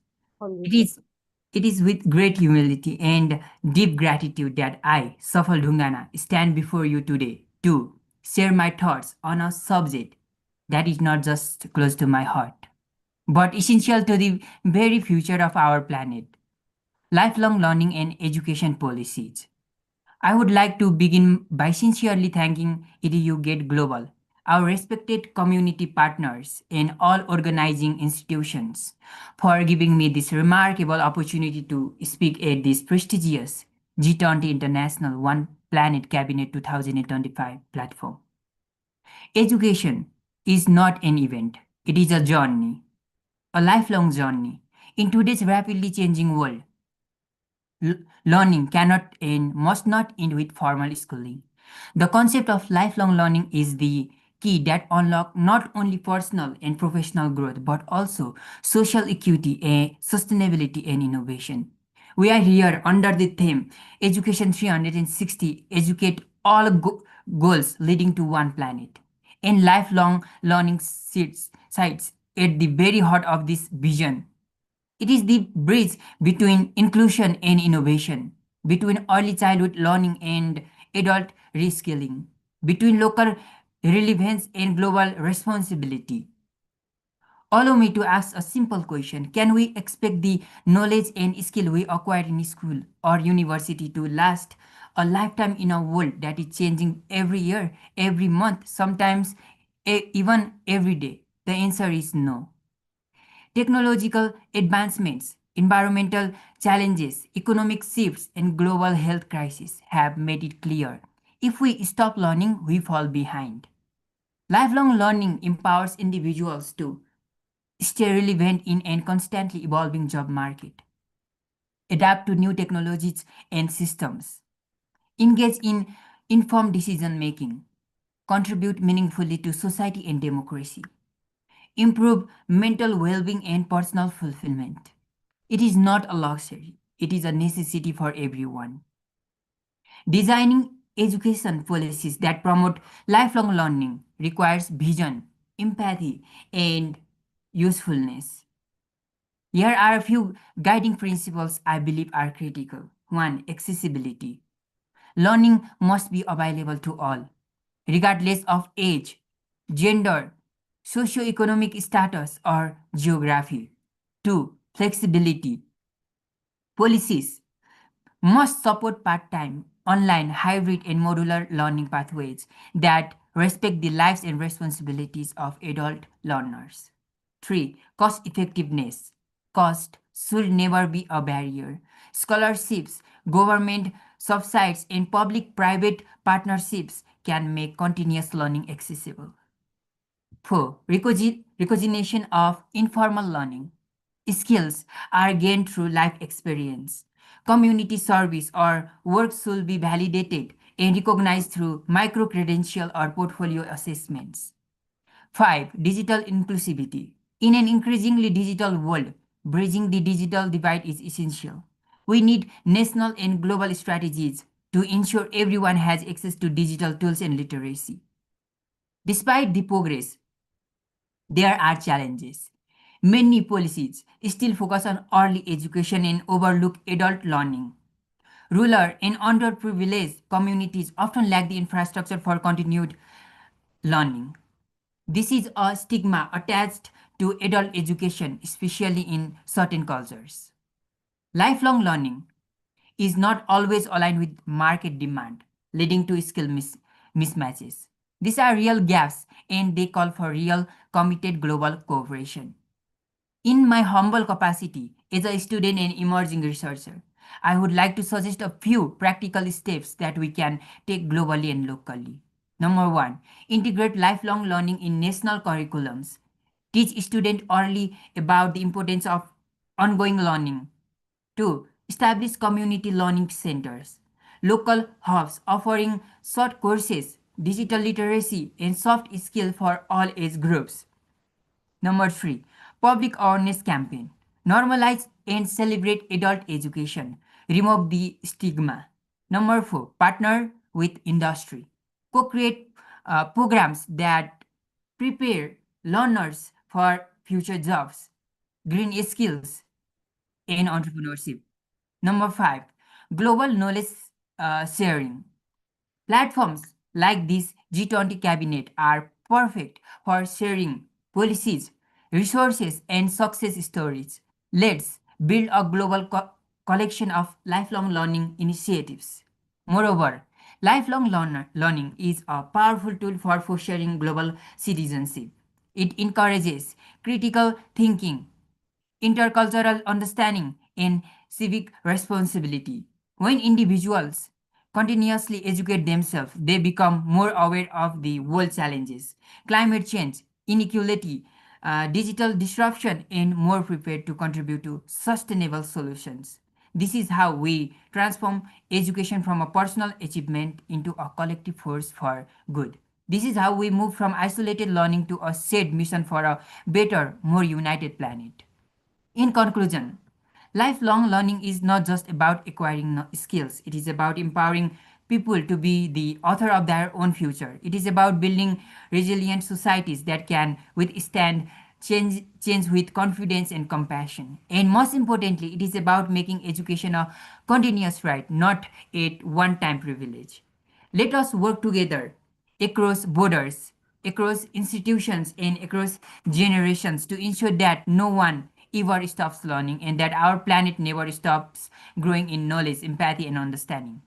Once again, I thank you all for this honorable platform. Thank you to the organizers, mentors, fellow delegates, and everyone who believes in the power of education. Let us all be lifelong learners and lifelong educators. Thank you so much.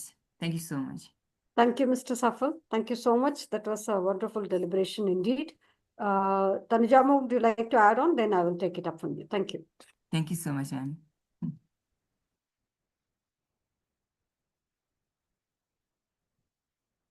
Well, on that mention of lifelong learning and education policies that are essential definitely for promoting the continuous learning and skill development through the individual's life, as he was quite comprehensively mentioning about that, how policies can help individuals adapt the changing labor markets, technological advancements, and also the societal needs.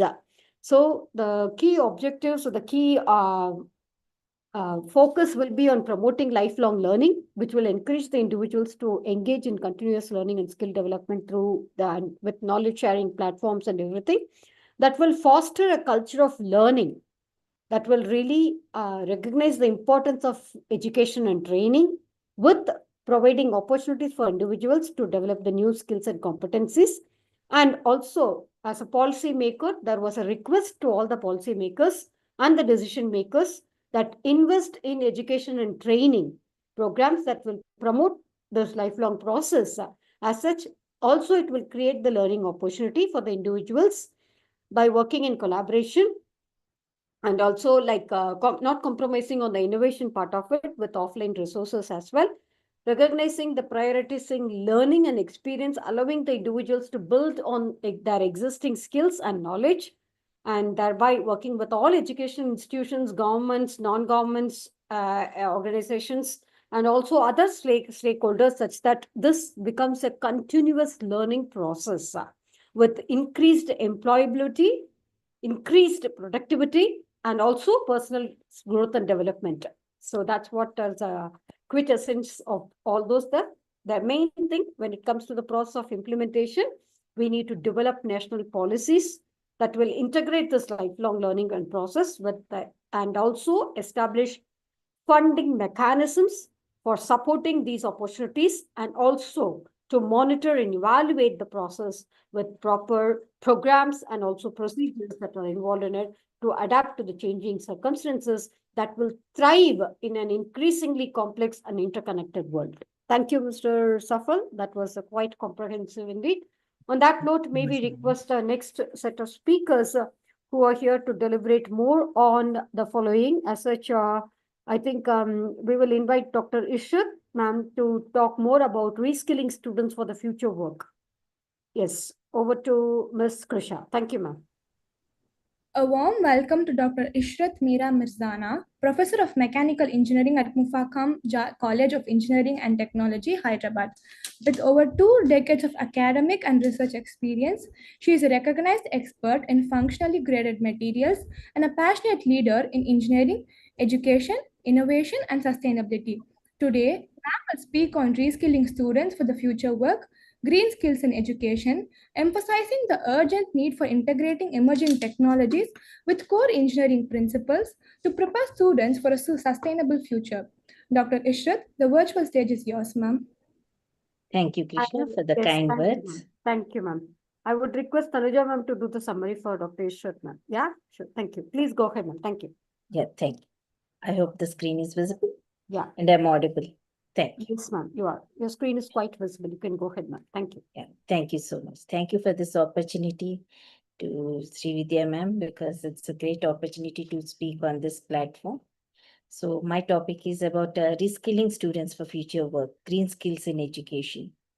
Now, before we proceed with the topic, first of all, I would like to focus why we need to focus on green skills, because there is a rise of green economy. The market size, which was about 10.3 trillion in 2022, will be rising to 120.4 trillion by 2027. That means there will be a growth of 64%, more than 64% or 65%. And there will be corporate investment also, because the companies have to plan for sustainability. So thereby the avenues will be more and more towards green future and green tech. So there is a lot of green economy that is there. So for this one, the green skills are vital, because for the 21st century workforce, students must be having this sustainable economy, should be ready for this sustainable economy. The education systems should be evolving to meet the environmental challenges and build competences for a green transition across industries. Now, every industry has to go ahead with ESG plans. So for ESG, there's a lot of demand.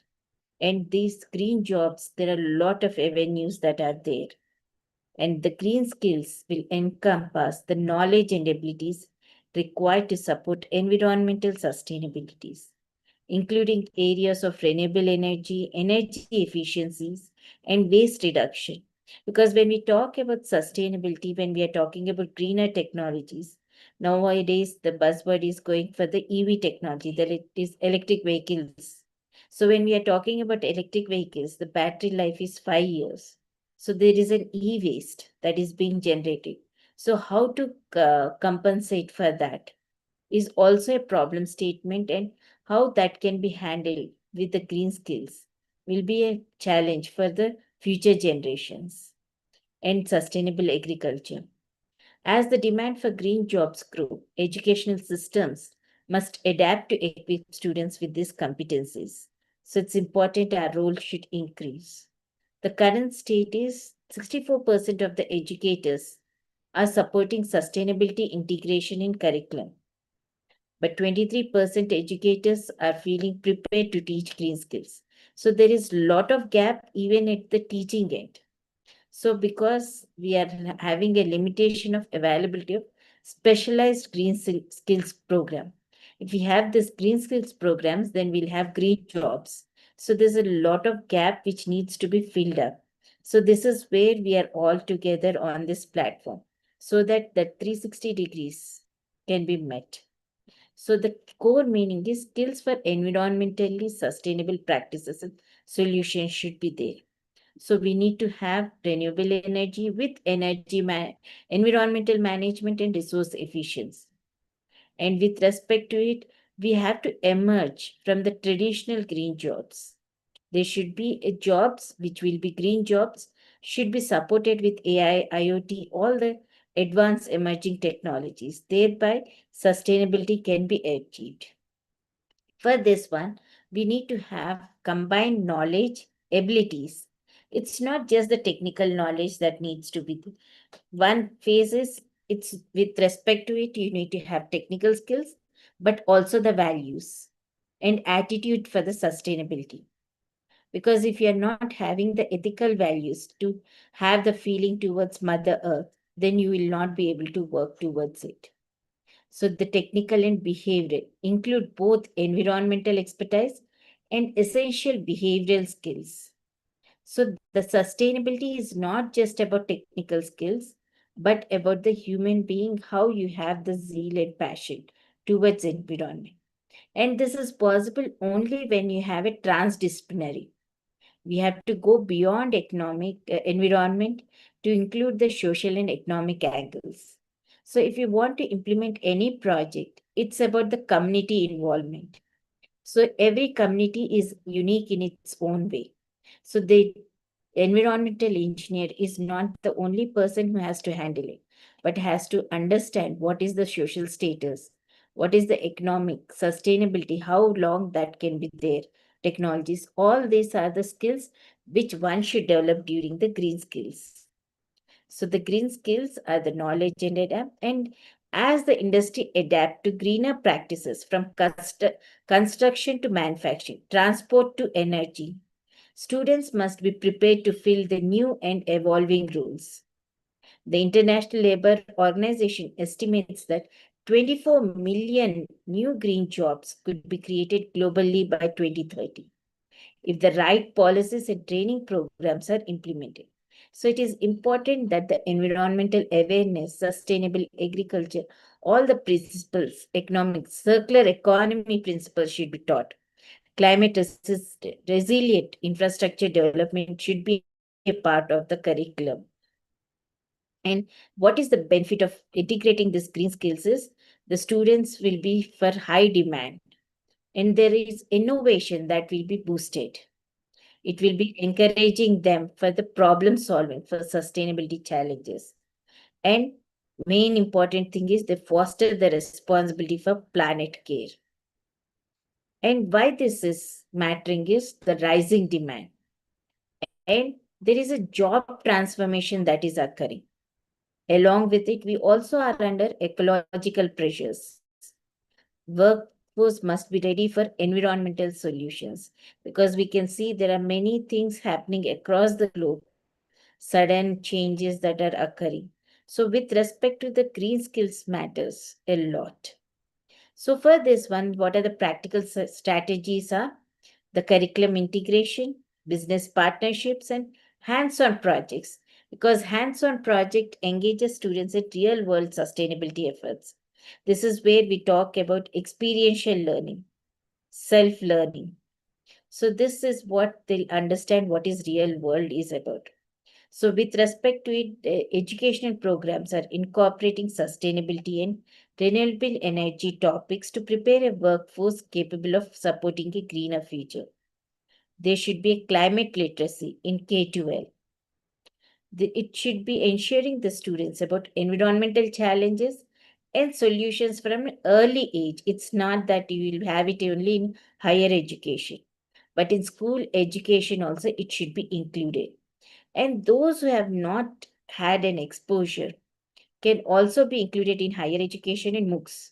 Projects like Future Forests offer massive open online courses focused on environmental skills, receiving positive feedback, but they're interactive and experiential learning approaches. So these MOOCs programs are the ones which can be taken up by the working professionals also. So the educational approaches should be integrated curriculum, which focuses about sustainability across all subjects. It's not that a separate environmental subject is there, then you are focusing on that. Every subject has to be included with sustainability. Because when we are talking about any manufacturing, we should not go for the direct product development. This is where we try to go for the simulation process. Sustainability is one which is projected at that stage. Project-based learning.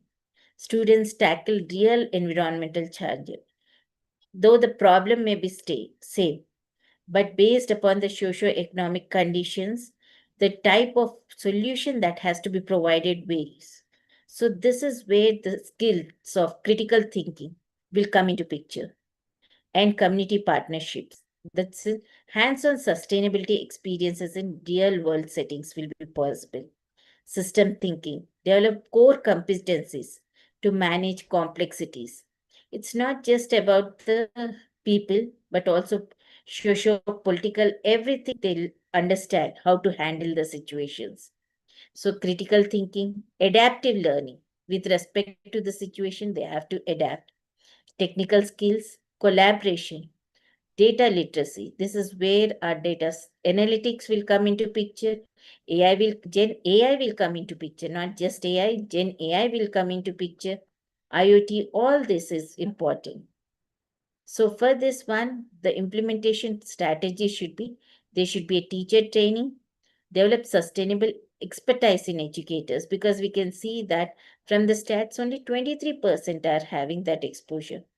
Certification updates, align credentials with green skills demands, industry partnerships, connect world to real world green projects, modernize vocational training, focus on sustainable practices and technologies, and above all, work towards green campuses as living labs for the sustainability.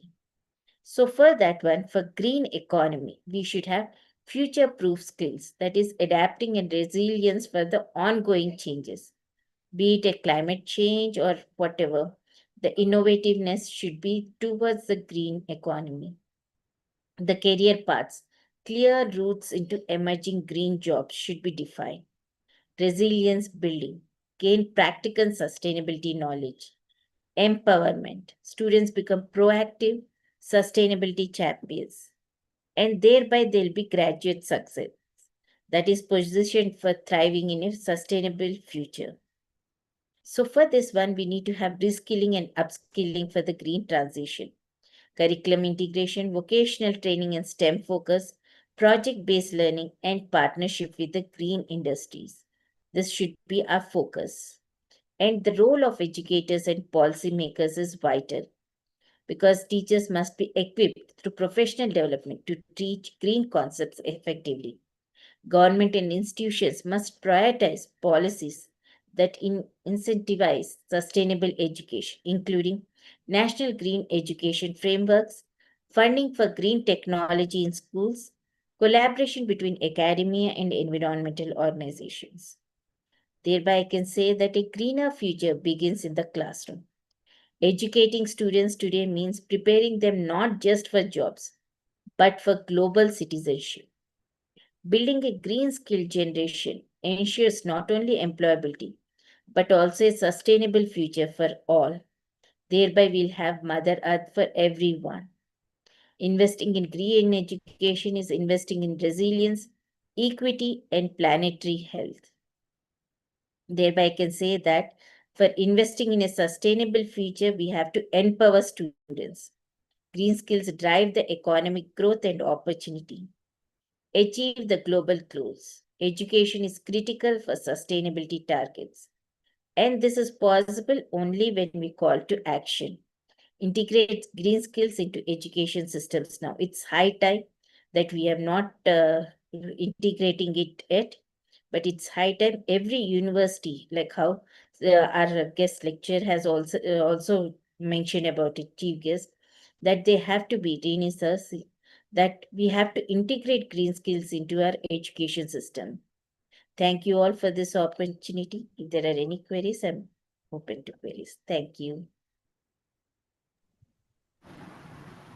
Thank you, Dr. Ishrat Luzana. Thank you. That was a wonderful presentation. Yes. May I request Dr. Tanuja ma'am to do the summary and then I'll go through. Yes, ma'am. Thank you, ma'am. Thank you, Ishrat, ma'am. Your very wonderful talk. You rightly said that each subject should teach about the sustainability. It is absolutely, we have to follow, and each and every higher education, they must follow the ESG, that is environmental social governance. So, and also you addressed about the reskilling, and it's actually, it is each and every learning process must incorporate unlearning outdated methods, and also you addressed about the green thinking, that is the green skill educations. So definitely that has to be integrated, and each and every all the students they have to follow. And also you have addressed about the key aspects on eco-consciousness technologies, sustainable practices in agriculture and industry sectors, and also emerging green careers. So and also you addressed about why it matters, and because nowadays the climate challenges we are facing, so these green skills are vital for low carbon future, and also the employability and responsible innovations. So thank you, ma'am. Thank you for your wonderful talk on this pointer, reskilling students for future work, green skills in education. Thank you, ma'am. Thank you, ma'am. Thank you so much. Thank you, Tanuja ma'am. And definitely to sum it up, the very key thing that we need to take is green skills. What are green skills? Ma'am has very categorically mentioned it. It is the knowledge, ability, and the values that are needed to support for a sustainable society and also economy. So both are a threat now. Sustainable society and the environment is also a threat. Sustainable economy at the global level is also a threat. So this green skill, they encompass the expertise that are required for the sustainable development, with the attitude that it promotes the environmental responsibility of each and everyone. When it comes to the sustainability, it's not that somebody else is there. It starts from self. Charity begins at home. So with the social responsibility, these skills are quite necessary and mandatory for transitioning the whole world. It's not only the low carbon future that we're talking about, but also the green, definitely. So the thing that is very clearly, crystal clear depiction was there. As the world transition is going on, nothing is changed, nothing is permanent in this world, as we have seen through and through. Only change is permanent. So as the world transition is going on towards a more sustainable and environmental conscious future, it is essential to develop students with these skills needed to have a thrive in the green economy. As such, as Dr. Shukla was also mentioning, the importance of the financial education in all the education institutions. And also, so was mentioning about the environmental sustainability learning in each and every classroom, whether it is a school or education, university, higher section, whichever it is, not necessarily inside the classroom, anywhere the learning takes place, it should really contribute to the community. That is the whole purpose of the education. If our education system is not going to cater to this, is not going to be sufficient, is not going to be an answer for this, why do we even have such an education system? I really don't know. The education system that we are following here now is 135 years old. Kudos to all of us. We are just blindly following exactly what is happening. But we need to bring in the knowledge of sustainability, knowledge, renewable energy skills, as ma'am was mentioning, energy efficiency, green building and construction, and environmental management, etc., etc. As ma'am sum it up saying the word labs, educational labs. Ma'am, that's a beautiful word that I really tell, because if you actually see down the lane, what our education system is going on is, we have a profession, it's a family profession, whatever thing, and definitely it's like, it goes like hierarchy or whatever thing, generational wise, but it is actually the need of the hour. We are thinking about students completing graduation, +2, higher secondary, and then thinking about a job. Why don't you have your family profession and enhance your expertise, the experience it, the expertise it, and you start working on those? That is what the green skill is all about, such that they don't think about education, they don't think about the job after completing the education process. They are into it and they are going to support their parents, they're going to help the community, and it just goes on. When we talk about the term, the STEM, the big thing, it's the actual life experience that we're talking about. And definitely developing a green curricula with the green training programs and everything, with industry partnerships, whichever industry it is whether it is exactly as ma'am had given ample examples for it. So this is what is the green skill is all about. We are thinking about something which is green skill means, okay, it's something that we need to learn. Not at all. It is just a life process that we have termed it as green skills, nothing else. So thank you so much. On that note, maybe request the next speaker.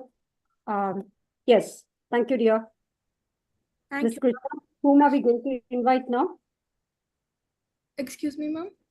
Whom are we going to invite now?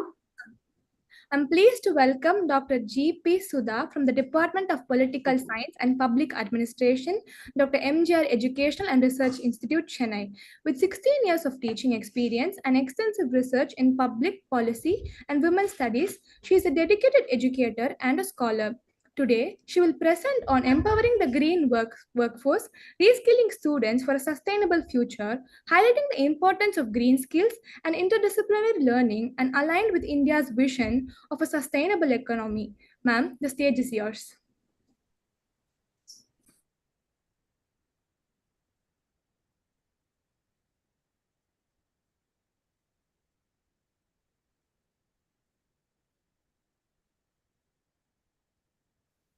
Madam, you're muted.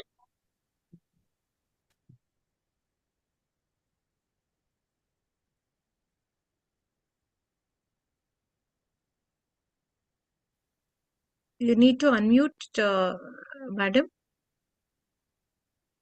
Yeah. Yeah, Yes. she's. Now you're able to hear me? Yes, ma'am. Yes. Okay. Good evening to all. especially good evening to Dr. Sridevi Sukumaran, esteemed dignitaries, faculty members.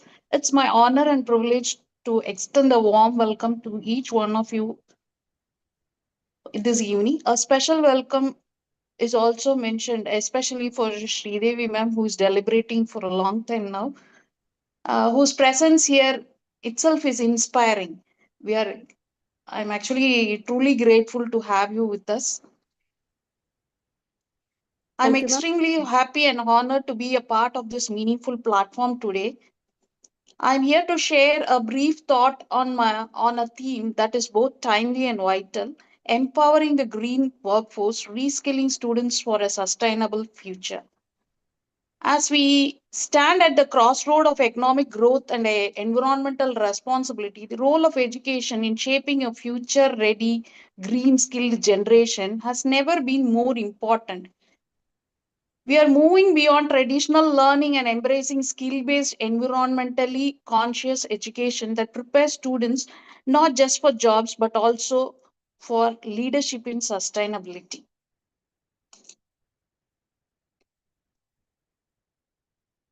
So what is skilling, upskilling, and reskilling of students?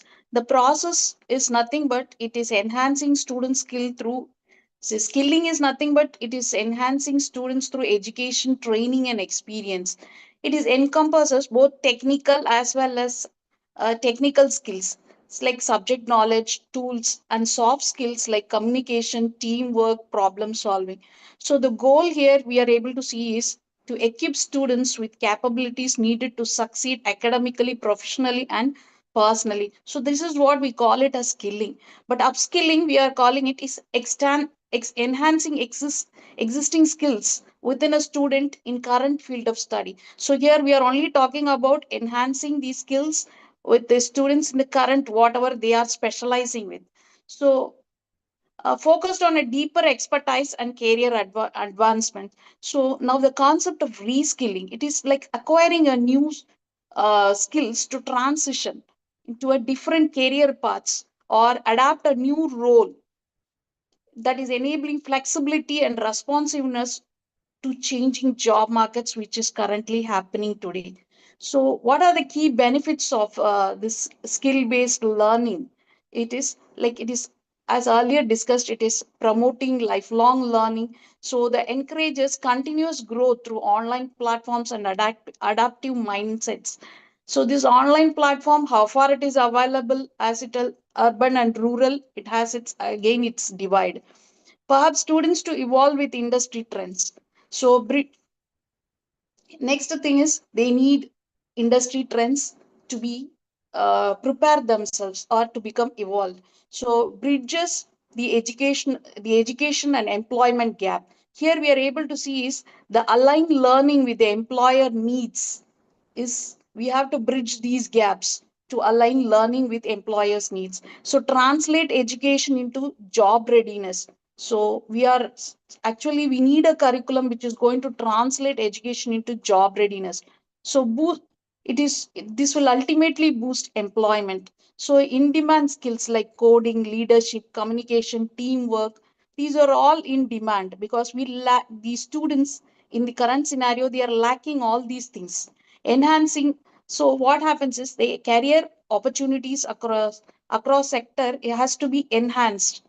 Next thing is we are supposed to encourage personal empowerment, that is build confidence and self-reliance so that they will get themselves inspired in entrepreneurship and passion driven careers instead of being very, very focused on educational and other careers. So fostering innovation and an entrepreneurship. So what will happen is naturally it will nurture creativity and solution oriented thinking. This will equip the learners to turn ideas into impact. So ultimately the students will foster innovation and entrepreneurships. Next thing is enabling agility to tech-driven environments so that it will ensure resilience in evolving workplaces. So that will make the students support adaptability. So what the students currently need is a modern it needs a pedagogical shift, like critical thinking and innovation should be added to their curriculum. Collaboration and teamwork should be there. Real life problem solving should be there. Hand-on experimental learning should be there. So all these things so the pedagogical shift we are expecting, so that the students can have get themselves empowered. So we are supposed to actually skill-based learning, that is, we are supposed to move from a rote learning to a real-world readiness. So here skill-based education builds competencies in problem solving, communication, collaboration, leadership, digital fluency, real-life application over memorization. All these things are happening if this skill-based education is incorporated in full-fledged. Next is green skills, essential for a what is green skills as already it is like climate literacy, green jobs. So what is climate literacy? It should begin early in school curricula itself, not instead of in higher education. It has this climate literacy has to start right in the early in the school curricula itself. Next thing is green jobs in renewable energy. All these things like renewable energy, sustainable construction, conservation, they are all growing rapidly. And so that if the climate literacy is given to them from the primary school curricula itself, it will help empower them to put themselves into these green jobs. So all sectors from mechanics to AI can support climate solutions. So fostering global responsibility is among students. So India is shifting from a traditional rote learning to a more experimental and critical thinking based model inspired by global examples like Finnish education system.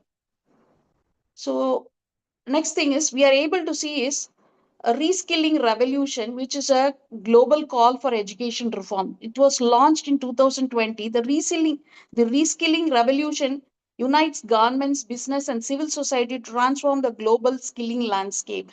Response to the urgent need for modern practical education in a fast changing world. So we can see that our Honorable Prime Minister of India, Shri Narendra Modi, he itself is talking about developing the skills of the younger generation in a national imperative and the cornerstone of an Atmanirbhar Bharat, we are able to see. So textbook knowledge alone is no longer enough. Students need practical adaptability to succeed in real world scenarios. Next thing is workforce transformation is very, very essential. In rapid changing job market, skill development is a vital for promoting inclusivity and resilience. So community-based reskilling models are should be implemented. So in that at a scale, it should be implemented at a scale to inspire systematic change, focused on building future-ready talent pipelines designed to be replica and impactful across diverse regions. So what will be the key objectives is to promote workforce readiness, to ensure economic participation across demographics, respond dynamically to technological disruptions. So we can see that a revolutionary shift is taking place in Indian education, especially NEP 2020 introduces a flexible learner-centric approach focused on skill, employability, and holistic development. Same way, the NCRF is integrating academic and vocational learning through a credit-based system. So what are the key features of these two policies which are implemented by the Indian government is it is integrated. The key features are vocational training integration, that is credits for internship, apprenticeship, online learning, and work experience. Next thing is academic bank of credits, ABC, a digital system to store and transfer learning credits. Next thing is multi-entry and exit flexibility. Learners can pause and resume education based on the life situation. So recognition of prior learning, that is informal learning, is validated and credentiated. Next thing is industry academic linkages, curricula shaped by evolving job market needs. So NEP and NCRF are going and are forging an inclusive, skill-driven education system vital for India's global competitiveness. So next is why green skill matters. So as the climate crisis is worsening, developing green skills is essential to support sustainable practices and innovation across industries. So nothing but what are these green skills? As earlier mentioned, no, it is nothing but a knowledge in environmental protection, sustainable resource uses, and climate awareness, where the students are not aware this is what are the green skills. So it has to be inculcated in them, involves eco innovations and sustainable designs. The current gap we are able to see is, despite their importance, green skills are often absent from school curriculums. This limits students' readiness to participate in climate solutions.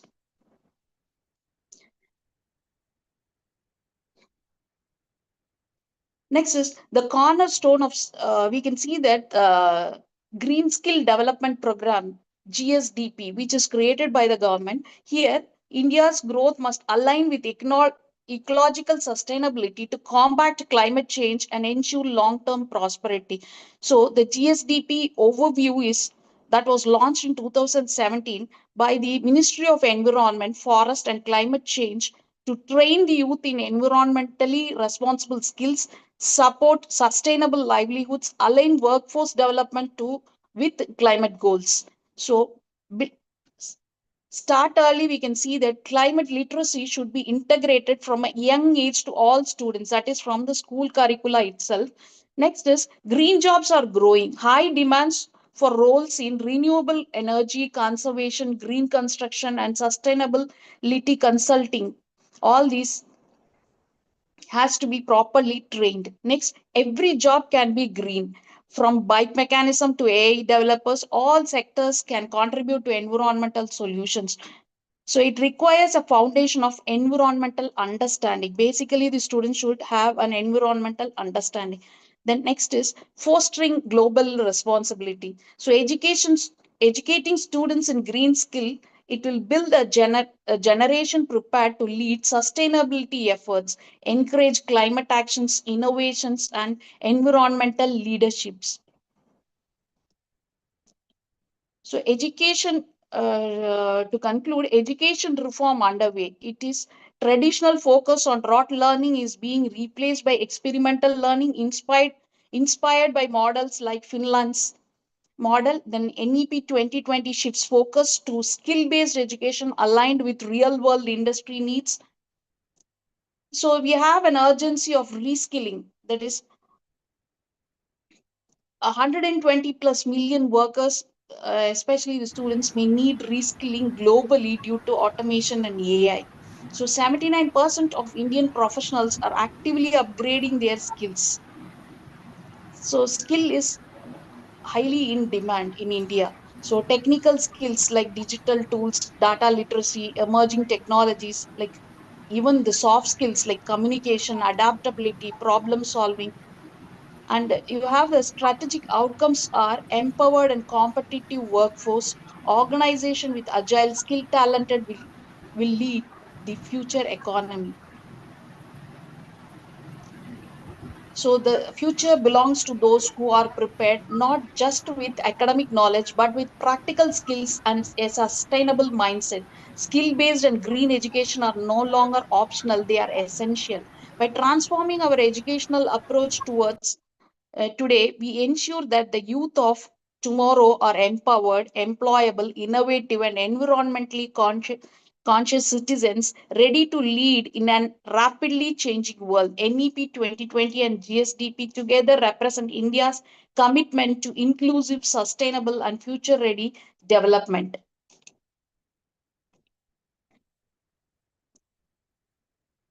So basically, I feel that there needs to be greater awareness among parents that the old ways of teaching and learning are no longer sufficient for today's world. To truly prepare students for the future, we must shift towards more dynamic, skill-based, and environmentally conscious education system. Equip teachers to play a crucial role in this transformation. They must take the lead in integrating green skills into the school curriculum, helping students understand their role in building a sustainable future.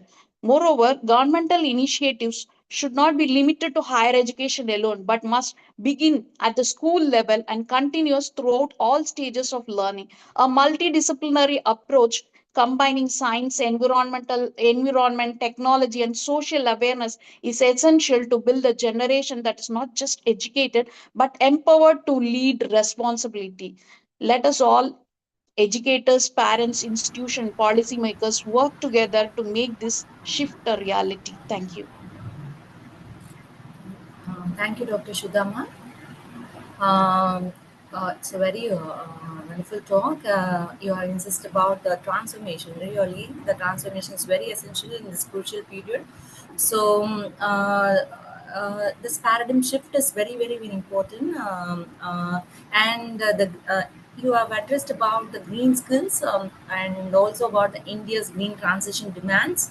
That is cool. That is youth equipped with the climate literacy and also about the eco innovation and sustainability competence. And also you addressed about the National Educational Policy 2020's skill-based approach, prepare the students for renewable energy and also green infrastructure. And also you talked about the green jobs. It's really, it's very important because in today's we are in the AI world. So each and every field they're focusing on the green jobs. It will be reduces our the climate whatever we are facing in that is about the climate change. And also you address about the core elements about the climate smart education, vocational green skills, and also renewable energy focus. Thank you, Dr. Sudha ma'am, for a wonderful talk. Thank you. Thank you, Tanuja ma'am. Thank you, Sudha ma'am. That was really, you have really covered everything and talking about reskilling students for future work and the more importance of green skills in education, whether it is sustainability knowledge or renewable energy skills which are required or energy efficiency and competency, with talking about the green environment that we're talking about with the environmental management without jeopardizing, because when we talk about sustainability, we can't bring something new as such and bring the change overnight.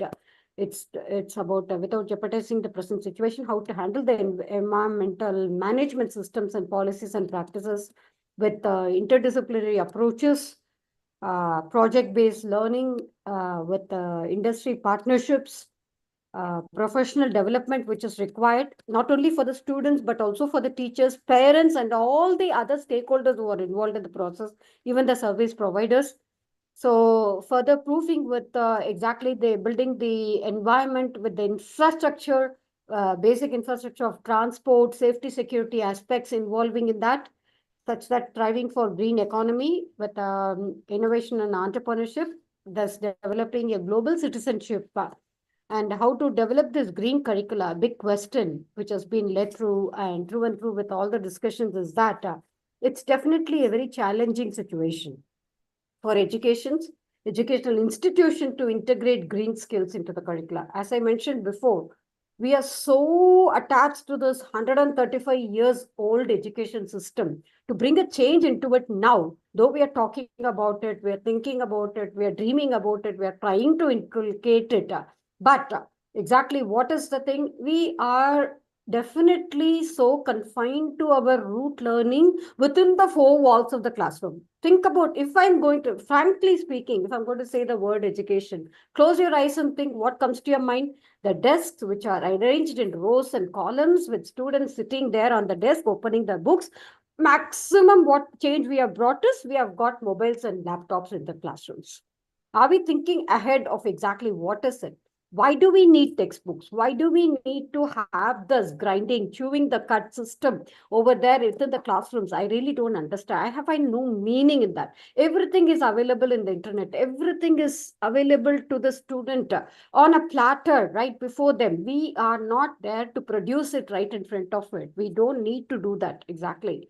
But we need to have like going little away from the topic, sorry, kindly excuse me for that.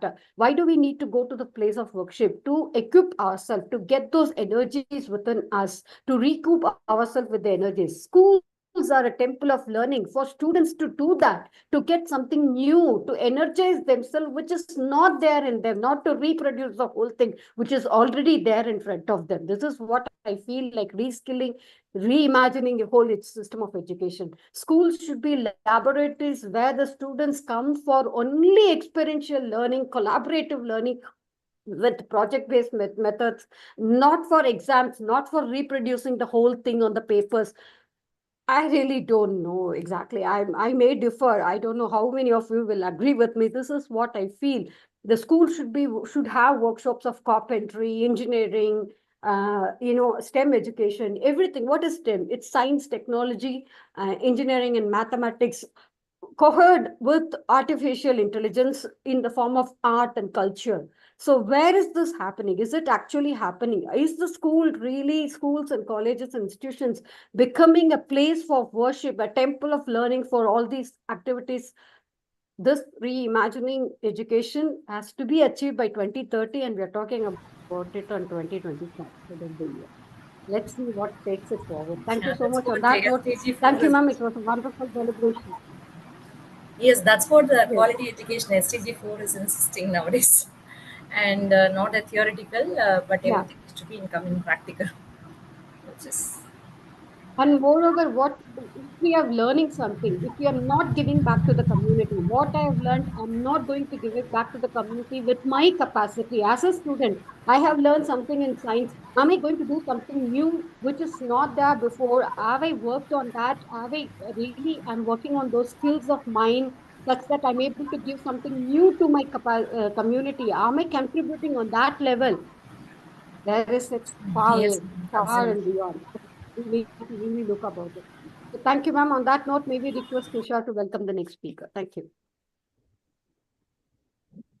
I'm pleased to welcome Dr. Vasanthi Reena Williams from Vidya Vikas Institute of Engineering and Technology, Mysore, India. With a distinguished career in academic research and administration spanning over 3 decades, ma'am has made a remarkable contributions to the field of education and leadership. A recipient of several prestigious honors, including the NIPM National HR Excellence Award and the Best Management Education Leadership Award, ma'am brings both depth and experience to today's discussion. She will speak on bridging the gap between digital skills and employability, emphasizing the challenges and solutions for aligning the education with workplace demands. Ma'am, the stage is yours.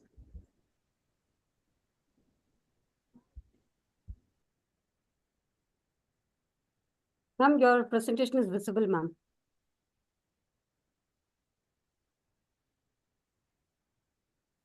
Yeah, yes, I was muted. Thank you so much for your kind words. I'm so happy to be part of this platform once again. Moving forward, these are my. It's not moving. Yes. The focus of my talk today is on lifelong learning and education policies, and I'm interlinking that with another pointer, transforming education towards equitable quality education to achieve SDG 4.0. The concept here is, as I understand, and what we hear from the speakers who've spoken so far, talking about learning process being a continuous one. We know that each day is a learning process because of the macro environment. Things are changing and all of us need to be updated. Otherwise, we become obsolete. Technology is also catching on so quickly that, every day there's something new happening. And until and unless, because as I understand, majority of us here are educators, until and unless we update ourselves, we are unable to share that knowledge or update that knowledge with the younger generation. Obviously, when we are talking about transforming education, then policies also become a part of it.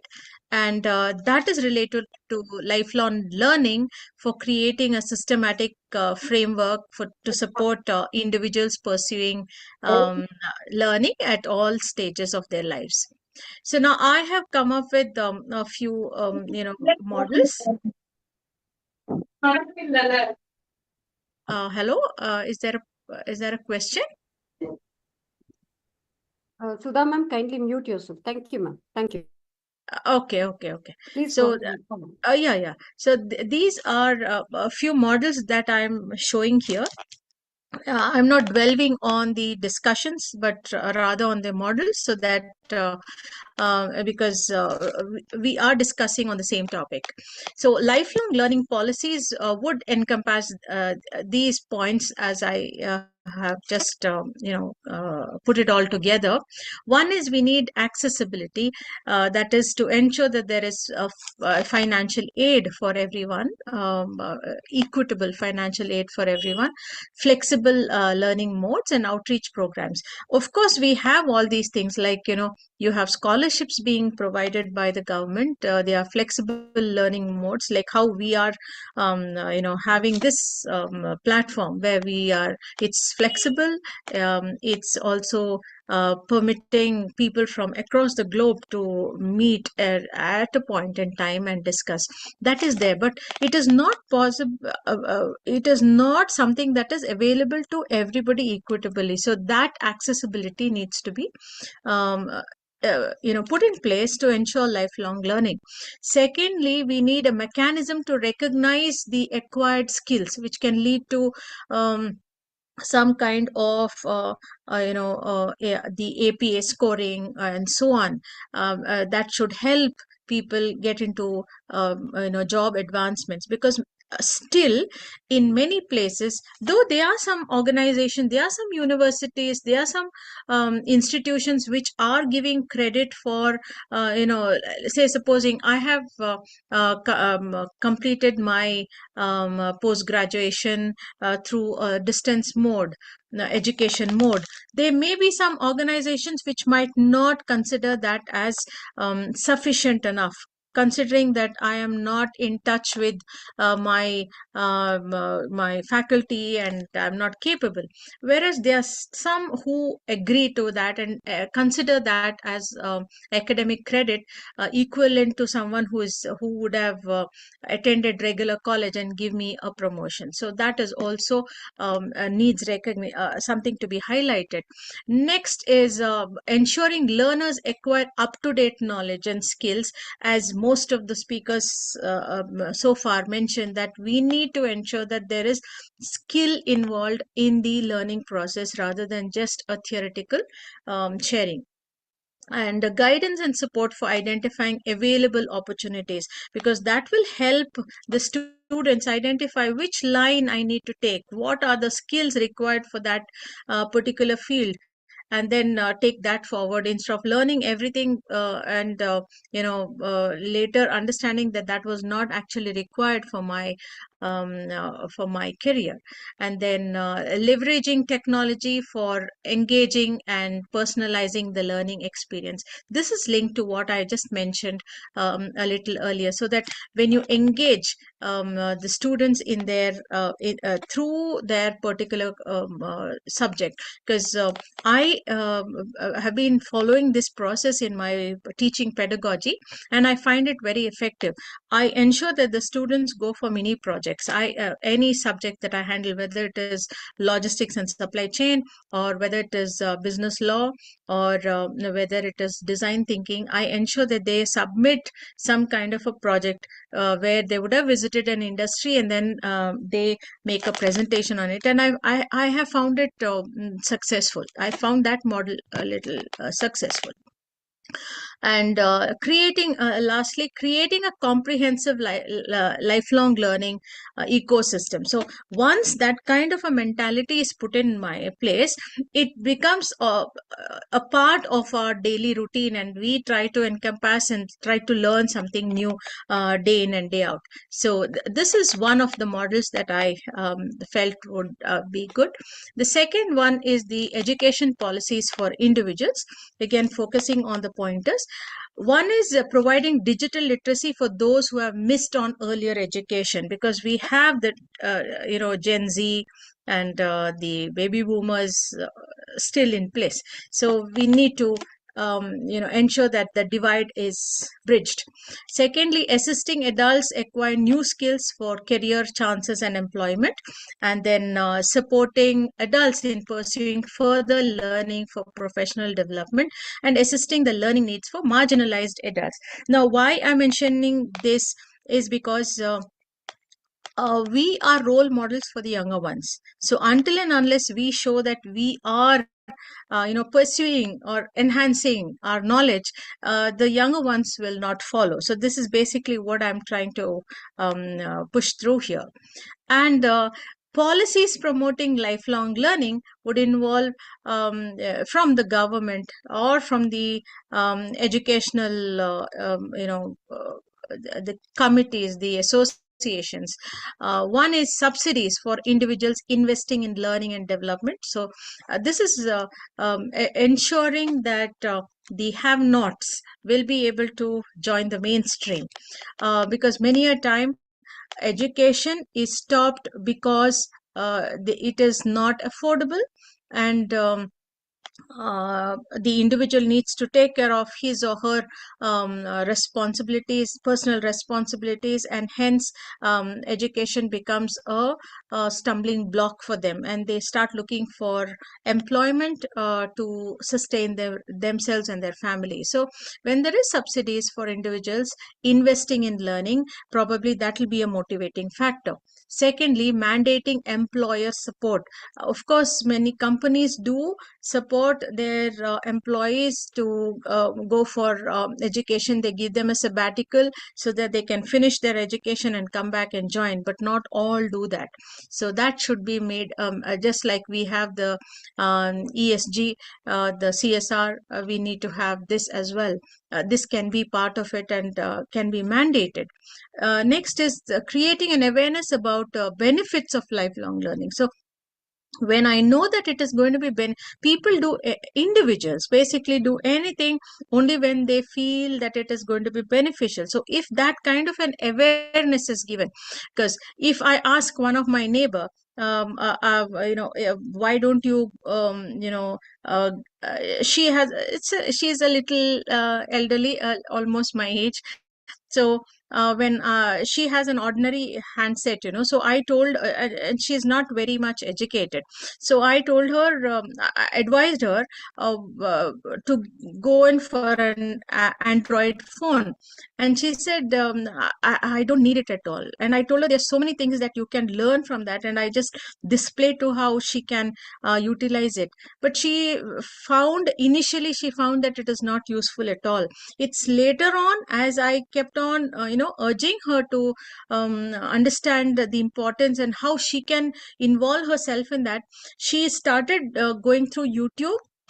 And then she learned how to picot the saris, and then now she does that. She learned it through YouTube, and now she does that, and she's earning a little bit of a pocket money, I can say.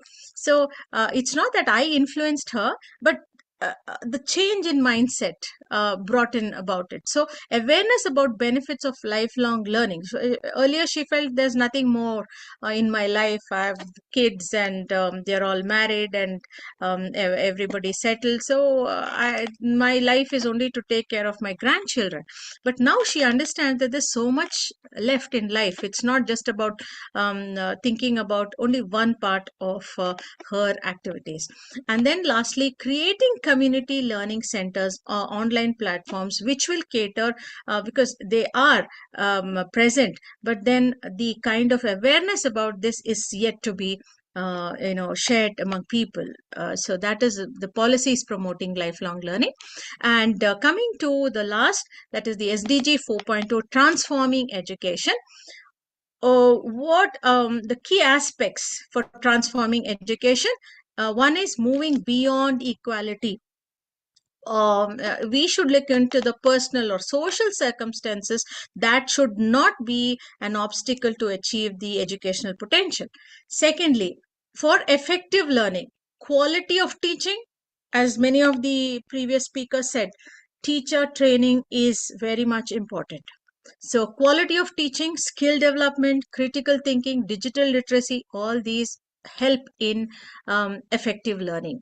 And then creating opportunities. So for an individual to acquire new skills and knowledge at any stage in life, opportunities need to be created. And last is transforming the policies of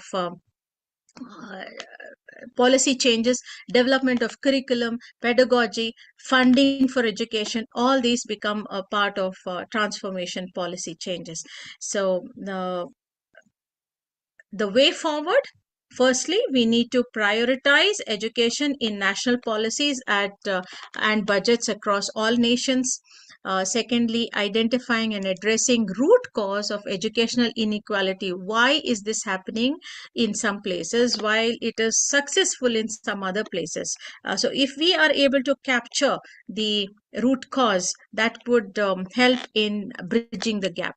And next is investing in innovative solutions, use of technology. Innovative solutions is not just bringing in technology, but the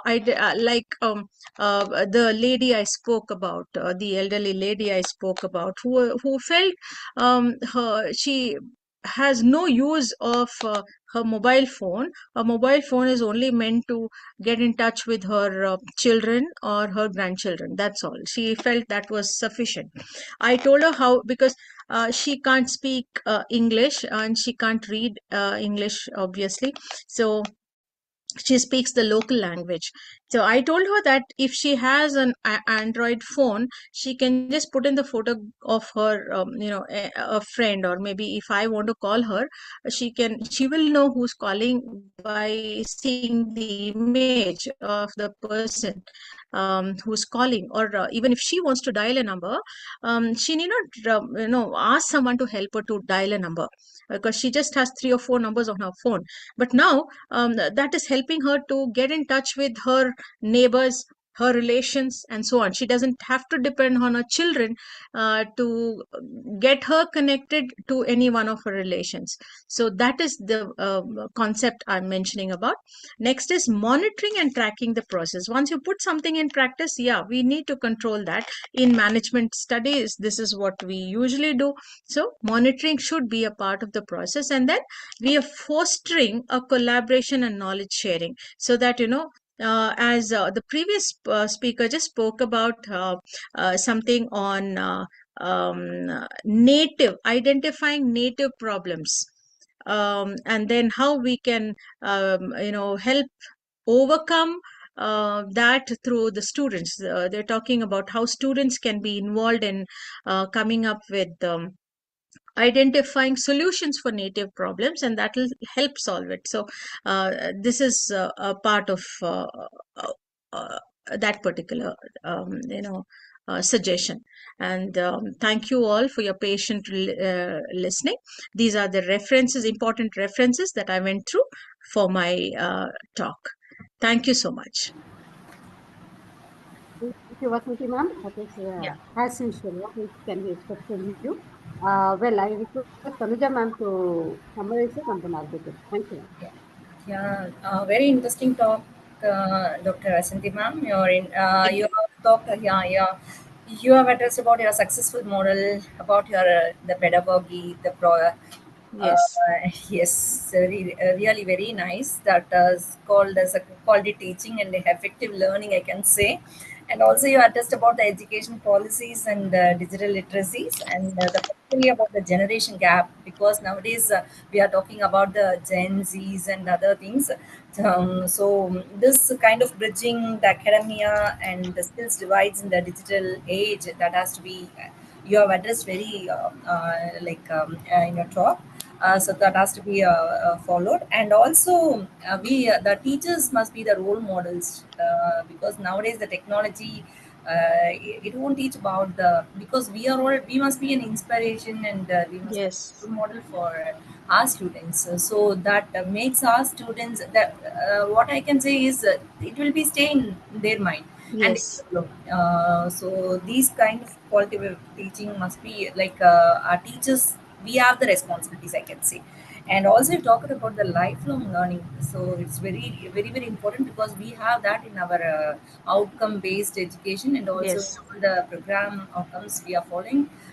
So it is very important, and also you given a very good example, the change in the mindset. It's really, and also you addressed about the creative community centers and online platforms. So yes, ma'am. It's a good, nice, wonderful talk. Thank you very much. Thank you so much. Thank you so much. Thank you. And my apologies. I had invited Vasanti Reena Williams out of turn because I really want her to moderate the following speakers because usually ma'am has a lot of insights to share. So I didn't want to miss on that. So I have requested Krisha to invite Vasanti ma'ams out of turn and definitely my apologies for it. Well, coming to the bridging the gap, and so I think ma'am will definitely do the honors by moderating the rest of the speakers if you can, ma'am. Thank you. Oh, ma'am, I'm so sorry. I may have to leave in between.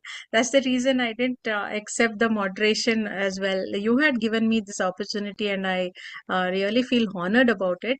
But I'm stuck with 2, 3 jobs, and I'm actually multitasking at the moment. So please excuse me, kindly excuse me this time. I'll try to pitch in between. Yeah. Yeah, definitely. Thank you. Thank you. That's quite, that gives a lot of encouragement for us. So bridging the gaps with the digital skills and employability that especially with the rapidly evolving digital landscape, because each and every one of us like trying to do things out of our competency, like going beyond and walking those extra miles and doing that. It demands definitely the workforce with relevant digital skills and to remain employable. Definitely, that's a challenge.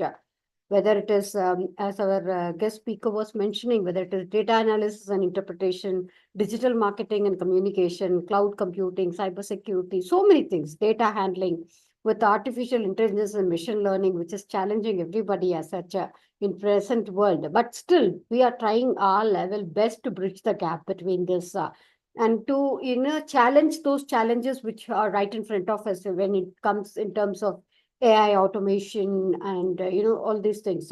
So definitely in this accord for our students of the younger generation, industry academia collaboration is a need of the hour. Thanks for the highlight, ma'am. Definitely it is a need of the hour because like after completing something, it's not, you cannot go and work on it. It's not going to help anymore at all. So the industry academia collaboration has to happen in terms of apprenticeships or internships, etc., such that this continuous learning, process of continuous learning, upskilling and reskilling ourselves with the digital literacy programs and mentorship and coaching will definitely pave way for, it will be a gateway for increased employability, improved productivity, innovation and competitiveness, and career and advancement.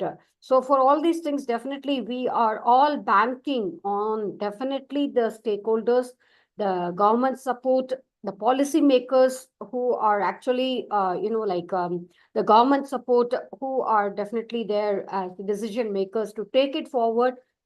This upskilling, reskilling, reimagining has to happen from their point of view, such that the whole ecosystem and the system of exactly the education should actually get into the mode of innovation, should definitely get into the mode of innovation, and which will definitely suffice, recoup our younger generation with the competitiveness. That is the actual thing which is expected to be. That's what is the standard that we are looking for, so that education is not a preparation for life, but it is actually the life itself, so that this happens simultaneously to address those challenges. Thank you, ma'am. Thank you so much. Thanks for those brilliant inputs and insights. Thank you. Well, can we also, I request Ms. Krisha to invite the next speaker, Ms. Anjum Qureshi. Thank you. We are pleased to welcome Dr. Anjum Nazir Qureshi from Rajiv Gandhi College of Engineering Research and Technology, Chandrapur, India. A certified life coach and expert in IoT and AI, she has contributed significantly through research, patents, and international speaking engagements. Today, she'll address bridging the gap between digital skills and employability, focusing on strategies to equip learners with the digital competencies essential for today's job market. Ma'am, the stage is yours.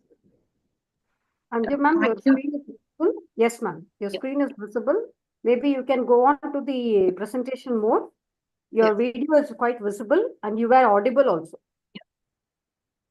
So thank you very much, and greetings to everyone. I'm Dr. Anjum Qureshi, and today I will be speaking on the topic, bridging the gap between digital skills and employability. Well, I would like to start with a graph which actually tells about the world's most employable graduates. Now, this shows the global ranking of the universities, and it is being given based on a survey in 22 countries of management level recruiters and management directors. It shows that the highest score in the survey is 681 and the lowest score is 49. But it is not just about the score. What I wanted to indicate over here is if you just have a close look at the top 10 universities according to the global ranking that you're given, these are all the developed countries. So still we can see the employability in developed countries and the universities in the developed countries is more, whereas the universities from the developing countries, we need to find out where it is. Like we are talking about the digital skills, so I would like to start with what are the in-demand digital skills? Digital marketing, web development, mobile application. Yes, these are very, very important. I will surely speak in detail about how web development and mobile application can help. Then cloud computing techniques, because the demand for data is increasing with the use of techniques like the Internet of Things and the artificial intelligence, machine learning.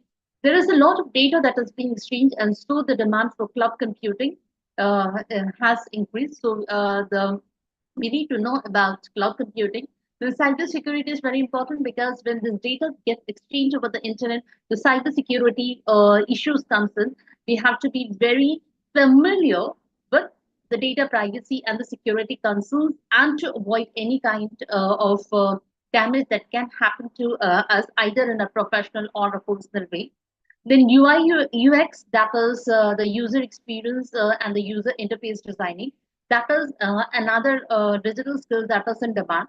Project management and blockchain technology. Blockchain technology, yes, it is a consensus-based method, a consensus-based algorithm that is being used, and it is mostly used for security purposes, especially with the projects of IoT and the AI that we're using. And well, for the web development and mobile application, we need, as we have been talking so much about reskilling ourselves. So this is the time that we need to reskill ourselves, because now we are thinking that it is not the time that we go for hunting for jobs, for searching for jobs. But with the help of these skills, like the web development and the mobile application development, many students can make their own future. They can become job creators instead of becoming job seekers for it. That's the thing. Now there's a survey which again tells about the India's digital talent landscape. Because when we talk about the job skills, there are technical skills, there are non-technical skills. But in India, we see there is a demand-supply gap of digital talent. That is 21.1%, that is the lowest globally. The total talent pool is we have 47 lakhs people who are in for jobs. And by 2026, it says that India could have a shortage of tech professionals. That is, there will be a shortage of 14 to 19 lakhs. So if you look at the survey, a key thing that we can find out is when we are discussing or when we are saying that the unemployment is increasing. So a key reason behind this is the employable youth that we have, they are lacking these digital skills, and that is why they are not able to get the right kind of jobs for them. Now, if we don't pay attention to this digital divide that we are saying, where there are more number of people who don't actually have this digital skill, so what will be the effect of it? Like 1 in 3 people, because as we know, they lack the foundational digital skills. Now here, foundational digital skills, if I say the digital skills which I discussed, like IoT, AI, blockchain, cybersecurity, this is where you can gain the skills after a lot of studying. But in fact, these very basic things like using computers, using your internet, using emails. Those are also sometimes the people lack, and especially the people who never used it, after a certain age, they are reluctant to use it. So they are not getting ahead in life.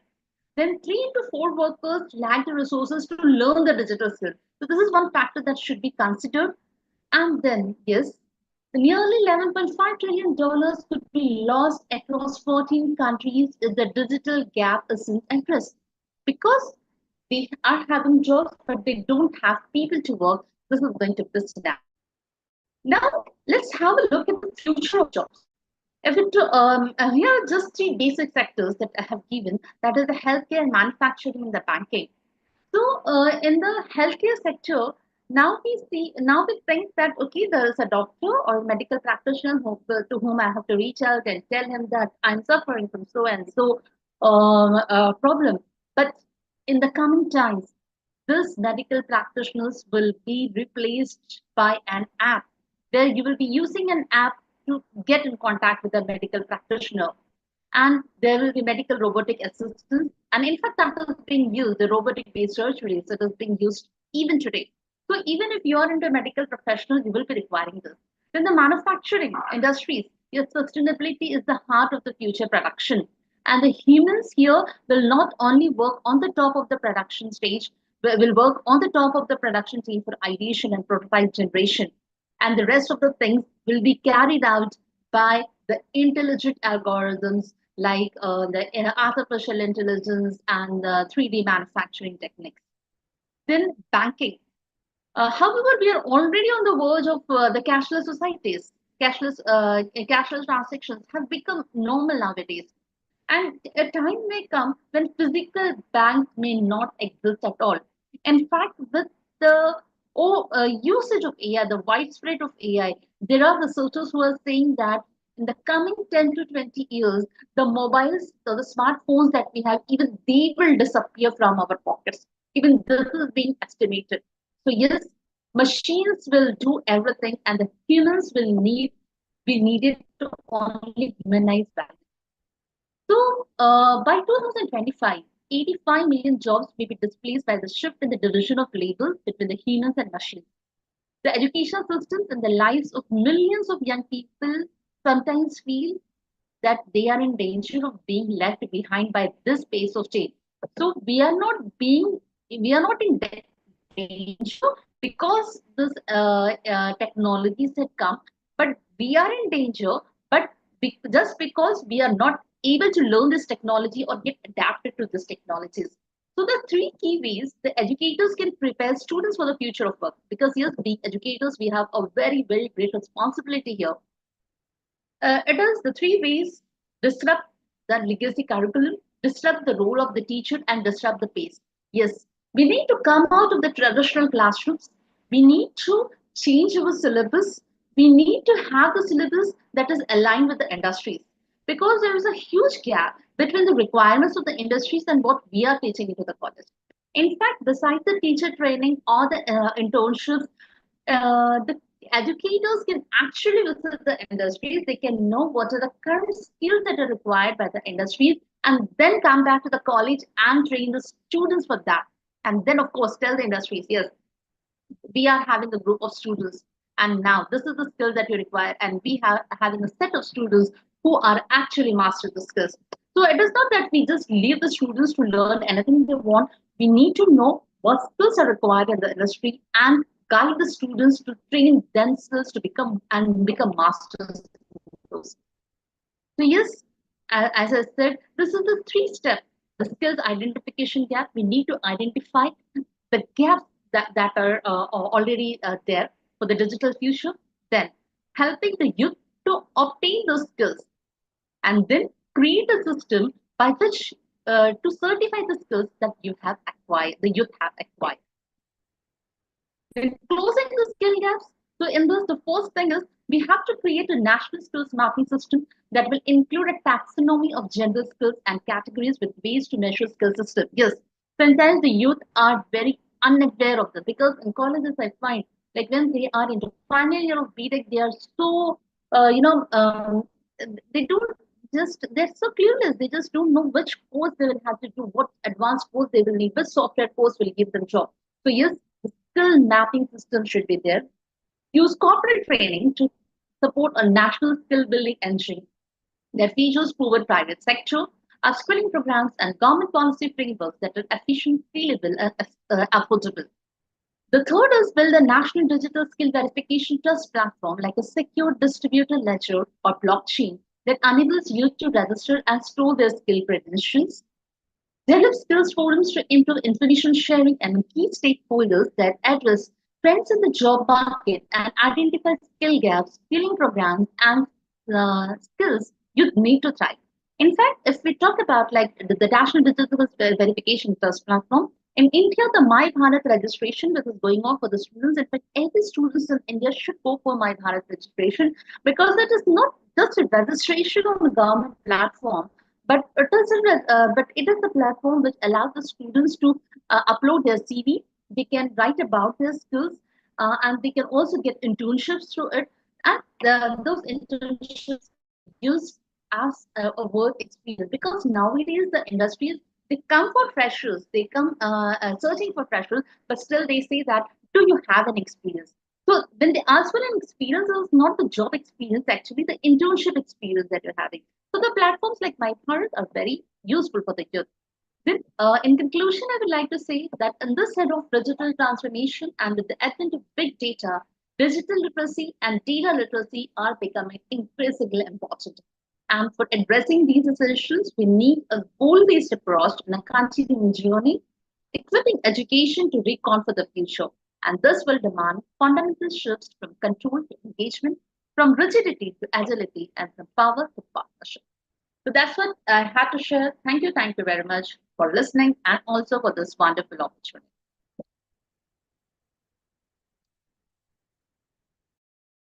Anjum Qureshi. Well, that was a wonderful presentation indeed. Mind-blowing, definitely. Would I like to hear it from Dr. Mamta Chawla or even Vasanthi Reena Williams? Would you like to add on to that? Yeah, it's great. Good evening, everyone. Good evening, Srividya ma'am. It's really interesting to listen to the experts. Specifically, all are having a different agenda, like the digital literacy. Yes, I think there's a lot of digital divide coming. The youngsters, we need to learn from them. And what about the elderly people? How some are reluctant. And yes, if I talk about general living, so the payment mechanism is becoming more of digital nowadays. So how the first speaker I listened to that was talking about that, yes, sustainability start from the school and not only from the higher education. So from school teaching to higher education, how we need to talk about green. Green again, green means futuristic. So that start from, like ma'am said, charity begins at home from the educator point. So what is our perspective in our personal life to in our professional life, how we are incorporating? And thanks to Anju ma'am for bringing all together and bringing one more perspective that yes, it's everyone's responsibility. And yes, very nicely ma'am said experiential learning. Why should we give the student the fundamentals in the classroom when they can check online? They're smart enough. They're smart enough to type and search, convert images into text and text into audio. I really see when the school student, how they use a lot of metaverse and app, they create their own avatars, what type of dressing they're living into. Somehow we need to bring them to the world. They want to live in the fantasy world as well. So what they are doing in terms of energy wastage to thinking about futuristic.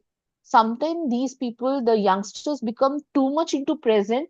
They forget about their future, what investment of time they are doing in themselves or not. And very nicely, Anju ma'am brought that into picture that yes, the skill gap, the career counseling, they're not aware what they're doing and how in future they're going to really bring that into a profession kind of thing. And very nicely, Dr. Srividya also highlighted why should they wait for the education ending and then starting the employability? Why don't they see all around their own family members struggling to really manage their business well? or maybe they're observant about what people are struggling and how they can involve their creativity, their freshness, because those young minds are not manipulated like us. We keep ourselves into the boundaries, and they are very imaginative kind of thing. So they can bring that innovation, what we started with, that yes, they can be job creator. So the apps, the platforms, like we are talking about Swiggy, you're talking about Amazon, somehow these youngsters have brought these into picture. Very nicely, everyone has brought into. And yes, sustainability in education, I'm really impressed. Every speaker got their own agenda, what they're highlighting. Thanks, Dr. Srividya ma'am, for triggering me that yes, you can also get involved. Thank you so much.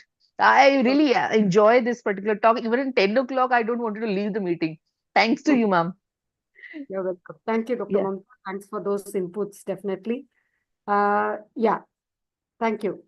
So moving ahead, like the same topic has been dealt with few other speakers before. So end of the day, definitely if the digital world is challenging us, we are not going to compromise. It's not going to replace humans at all. At all. It's not going to happen. Because end of the day, who created the digital world? It's we who have created it. So it's not going to replace us. Definitely. So somewhere around the lane, our support will definitely be there. What we are asking is, someone has created this 135 years old education system. We are blindly following it. Yes, 6 to 10 exam, then board exam, then they will write, they will go for engineering. Why? Why can't we think something new? Why should we follow this old age system of education even today? When our children, I'm so proud to see the younger generation, they can look at our Krisha. She's not bothered. She's not scared. She's just handling. Oh, yes, professor is there. Yes, I know, with due respect, but I will handle. I'll do my job. But this kind of courage, I did not have at that age. What I'm looking at Krisha, I'm comparing myself. I did not have that courage to talk like Krisha, that age, but she's able to do it. One example which is there with us, among us on this platform, on this dais, on this, dais, I'm just giving you an example. Likewise, each and every situation, the youngsters are far ahead than us. Why are we opening the textbook? Why are we grinding the same thing of notes and everything? It is already available to them. I swear, I promise, ma'am. When you open the topic, students would have already researched the topic beforehand, and they would have had enough knowledge, and they will be sitting in front of you. Yes, ma'am is going to teach. I have to listen now. It's the fact. It is the reality. But give the mantle to them. Ask them to come and teach one day. See what they are doing. They are capable of that. We are undermining their capacities. Give them the project. Just lead them. They will go find the sponsors for themselves. They will definitely sell the thing in the market. They are capable of doing anything. Only thing is, our education system is so rigid. We don't want to give up on this. Only this examination, if you get 98 on 100, it will come in the board examination. You will be state first, national first, and this is what the whole thing is about. Let's come out of this convention. This is what my humble request is, that it will take ages, but still we can make the change. So on that note, we have got two very important topics to be discussed. One is with the satellite education. That's going to be the real highlight. Mr. George will be speaking about it. Before that, we have got Dr. Anurag Agnihotri, who is here on the same thing, transforming education towards equitable quality education to achieve SDG 4.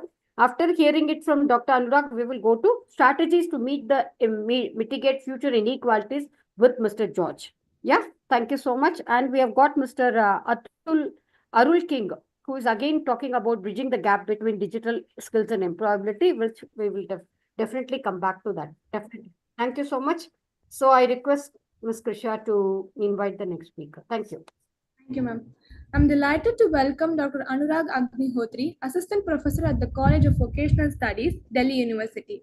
With a PhD in finance and extensive research in governance and risk management, he is a scholar dedicated to advancing education and equity. Today, he will discuss transforming education towards equitable quality education, a pathway to achieving SDG 4.0, outlining strategies for inclusive and high quality education worldwide.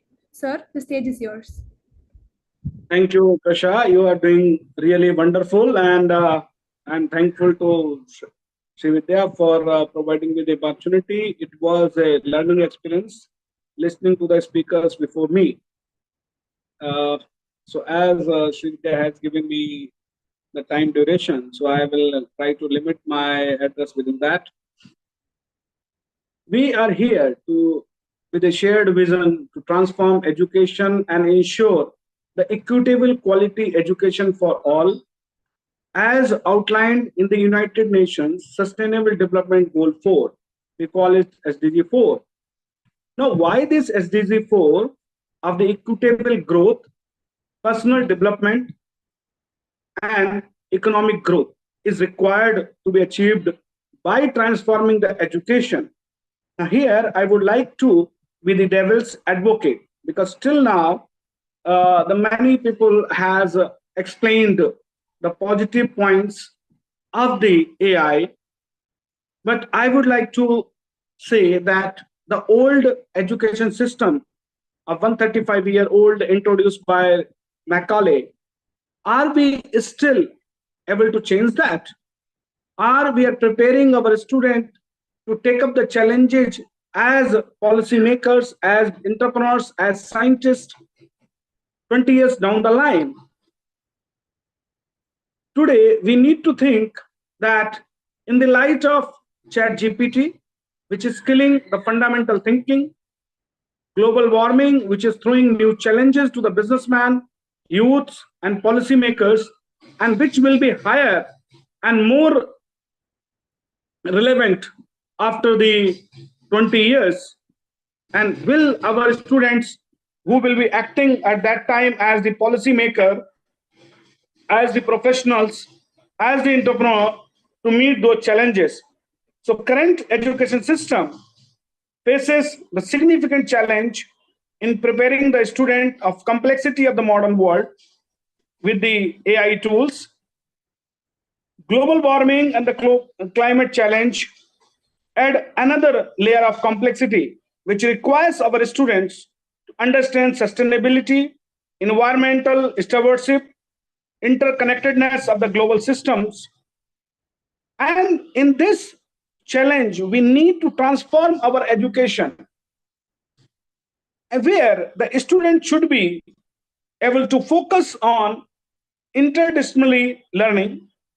They should not only focus on one domain, rather, they should have an integrated knowledge of science, technology, art, culture, mathematics. Why? Because in order to have a holistic development of the person, it is required that he should have the interdisciplinary learning.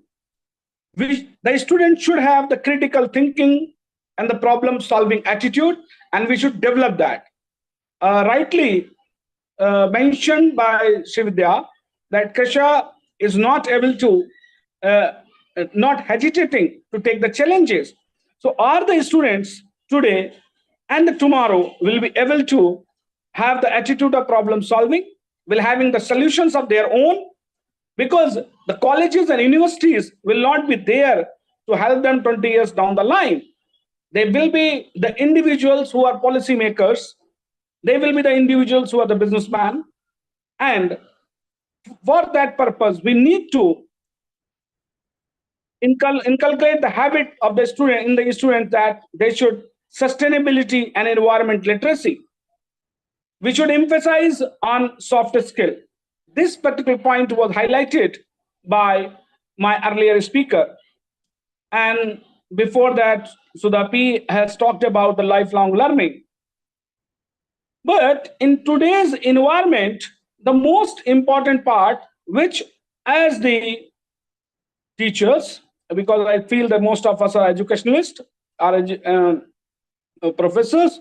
So we, if really wants to transform our education, we need to address on the systematic barriers which are stopping millions of the children to going to the formal education. Although we have got in India 96.5% students are going to the schools, but are they able to complete their education till higher level? Are the government fundings are enough? And I'm not talking about only with regard to India. I'm talking with regard to entire globe. And for that purpose, we must create an environment whereby the students, and we should really, truly transform education. We must address the systematic barriers that prevent marginalized communities and the societies from assessing the quality learning opportunities, which requires a multifaceted approach that prioritizes the equity, inclusivity, and the relevance.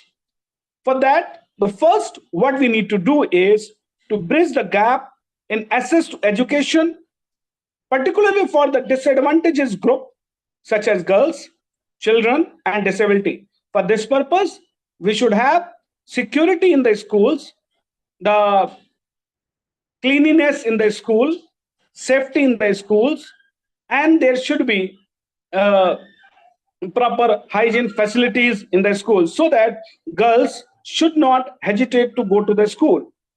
This can be achieved through targeted interventions by scholarship, infrastructure development, and technology-enabled learning platforms. Secondly, we must focus on improving the quality of education, ensuring that it is relevant, inclusive, and effective in preparing learners for the challenges of 21st century. Because 21st century is going to throw big challenges for our scientists in the food supply, storage, because you will have the rising sea levels. So this will involve investing in teacher training, curriculum reforms, innovative pedagogy, the foster critical thinking, and the problem solving skills. Thirdly, we need to promote equity in education, recognizing that different learners have different needs. This requires implementing policies, programs that address specific challenges. I take one example. There was one blind person who was not getting admissions and importance in India, but when he approached to US, he has become a successful entrepreneur back in India after some time. So we need to provide that equity in education to every student, irrespective of the caste, creed, religion, and social stature. This requires policies and the programs which should be able to inculcate the confidence that the student from the different needs will be able to achieve their objective. Furthermore, we must harness the power of technology to enhance access, quality of education, digital platforms, artificial intelligence. But while doing that, we should always try to develop the fundamental thinking, because what is happening today, the students are copying from the chat GPT.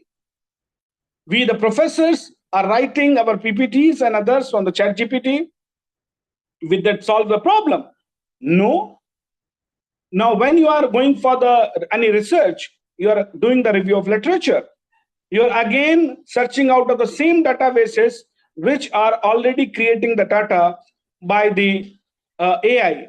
So very recently, I was having a session with AI experts where the problem for the LLM is now that they cannot be trained on the fresh data, because all the data is already used and any new data is already created by that AI model. So the fresh data, fresh thinking is not coming to those models. To achieve this particular goal, we require a collaborative efforts from the government, civil society, private sector, international organization. We need to pool our resources, because we all know that we have got the scarcity of resources. In India also, we do not have more than 2.5% of our GDP on the education. So we need to spend more. Government cannot do full. So for becoming a developed country, we need 6% at least on the education system. So we need to put money from the civil societies, private sectors, so that this gap can be fulfilled. I would like to conclude by saying that transforming the education towards equitable quality education is a complex challenge that demands a comprehensive collective response. By prioritizing equity, inclusivity, relevance, and we can ensure that every learner has access to quality education, unlocking their potentials and contributing to more just, peaceful, and prosperous world. And with that, we need to develop the capability in our students so that they can meet the challenges of future. I once again thankful to Sri Vidya for providing me the opportunity to participate in this session, where I have the opportunity to listen the experts on different topics and to share my views on this topic. Thank you, Sri Vidya and Sri Krisha. Thank you. Thank you, Dr. Anurag. It was quite insightful, definitely, as when we talk about transforming education towards equitable quality education is definitely crucial for achieving this SDG goal. When we talk about the inclusive education, or it is equitable education, or the quality education, definitely all the three headers are put into the strategies for achieving how to do it with the investment in teacher training, improving infrastructure, promoting lifelong learning, addressing the disparities which are involved in that in terms of exactly gender, poverty, disability, and incompetency, exactly. Whatever thing, with the leverage of technology, to use it to enhance the access to the quality education, especially with the focus of marginalized groups, will be able to reduce this inequality and improve the economic prospects which are involved in it. Thereby we'll be able to empower the individuals for a sustainable development. Definitely. Thank you so much, sir. Thank you so much for your presence and your contributions. We really value them. Thank you so much. On that note, may I request Ms. Krisha to welcome the next speaker. Thank you, Ms. Krisha.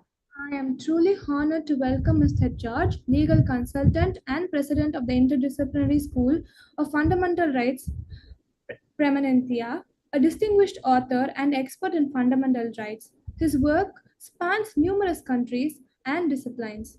Today, he will present on strategies for an equitable future, the role of satellite education, exploring on how satellite technology can democratize education access, and inequalities globally, and meditate inequalities globally. The stage is yours, Thanks, sir. Appreciate, Doctor. Thanks, Appreciate, Doctor. We talk first to very grateful to the G20 International One Planet Cabinet 2025 and the Dr. Shirvina Sukumar. In this opportunity, we talk about the important theme, the strategies to meet changing needs and mitigate future inequalities in satellite education. The rapid advancement of technology, coupled with evolving societal needs, presents both opportunities and challenges for education. Satellite education, with its potential to reach remote and underserved populations, plays a crucial role in bridging the education gap. However, to maximize its impact and mitigate future inequalities, strategic planning and implementation are paramount.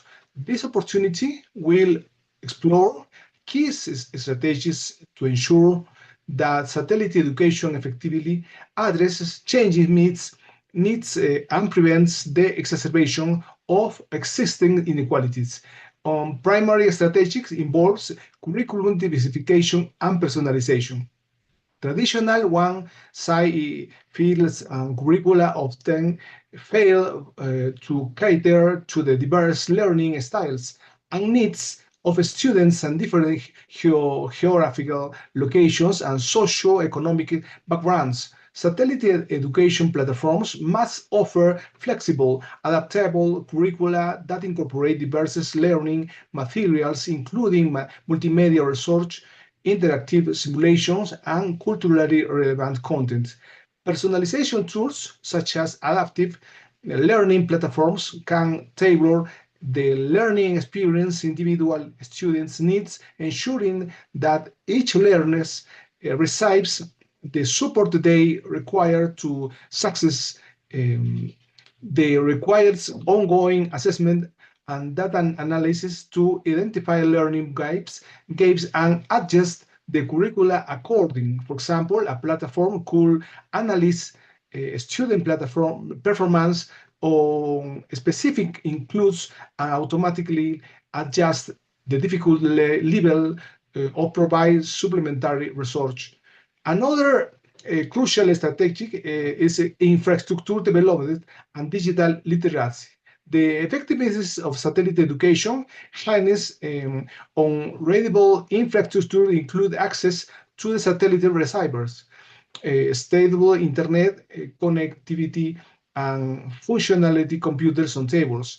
In many underserved areas, this research area is scarce or not existent. Investing in infrastructure development is therefore essential. This includes not only provide the necessary hardware, but also ensuring its maintenance and repair. Equally important is foster digital literacy among both students and educators. Training programs should equip educators with the skills to effectively utilize satellite technology are integrated into their teaching methodologies. Students should also receive training on how to use the technology effectively and responsibility. This could involve workshops, online tutorials, and ongoing support.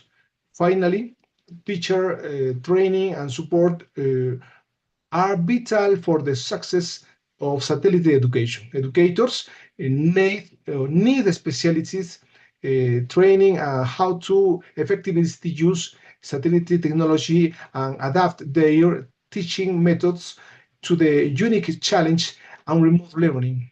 This includes training on how to create engaging online lessons, manage virtual classrooms, and provide individualized support to students. Ongoing professional development opportunities should be provided, ensured that the education remains up to date with the latest technologies and pedagogical approach.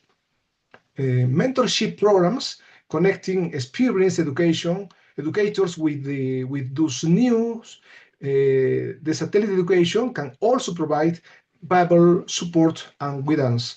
Addressing the potential for the future inequalities requires provide measures on one critical aspect is equity of access. While satellite technology can reach remote areas, ensuring equitable access requires addressing socioeconomic barriers. Financial constraints can prevent families from affording the necessary equipment of internet access. Government subsidies, scholarships, and community-based initiatives can help overcome these barriers. Furthermore, language barriers can hinder access. Satellite education programs should offer multilingual support and culturally sensitive materials to ensure that all students can participate fully. Another important strategy is community engagement and collaboration. Successful satellite education programs require active participation of local communities. Engaging community leaders, parents, and local organizations can help ensure that the program is relevant to the local needs and that the students receive the necessary support outside of the classroom. Collaboration with local schools and education institutions can also help integrate satellite education into the existing education system. This could innovate using satellite technology to supplement existing classroom instruction or to provide specialist training or enrichment programs. Furthermore, ongoing monitoring and evaluation are crucial for ensuring the effectiveness and quality of satellite education. Regular assessments of student learning outcomes, teacher effectiveness, and infrastructure functionality are essential to identify areas for improvement.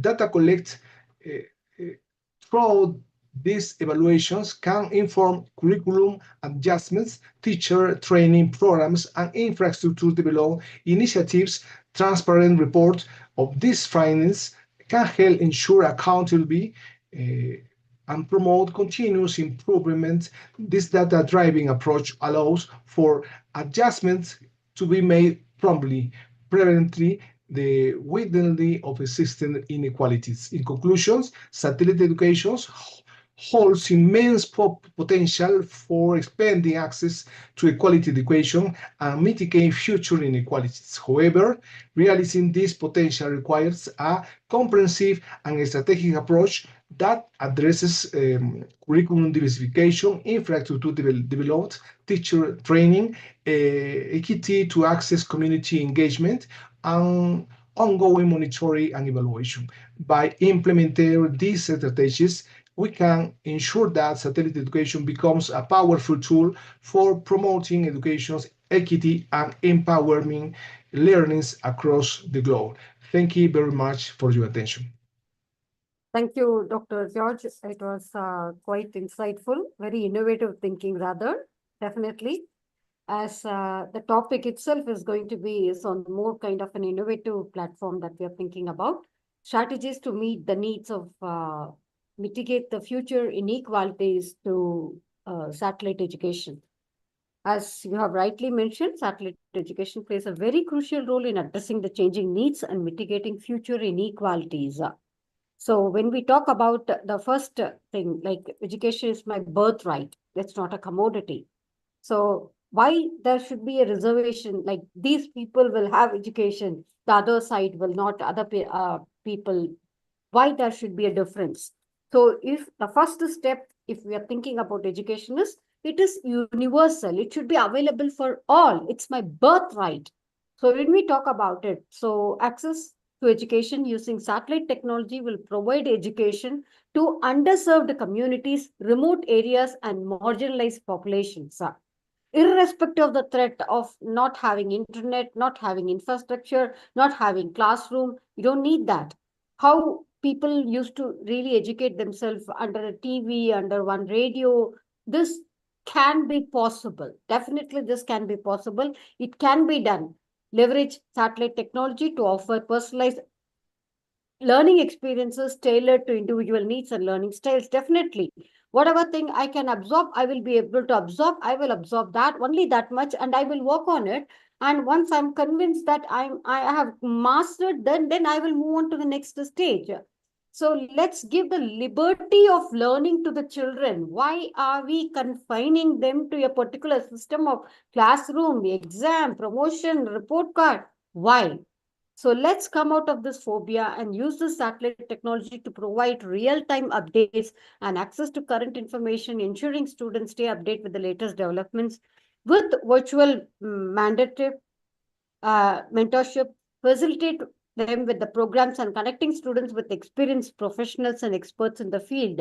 As experts, our job is only to facilitate the learning process. That's it. We don't need to spoon-feed them. That era is gone. That's a thing. So this satellite education will definitely provide continuity of the education during natural disasters, conflicts, other crises, etc., etc., etc. It's not going to affect at all. If I want to learn anything, I will have to switch on to the satellite mode. And if I'm going to learn whatever I have absorbed, I will apply it in the real life situation. I will do the project. I will see exactly how far I have understood.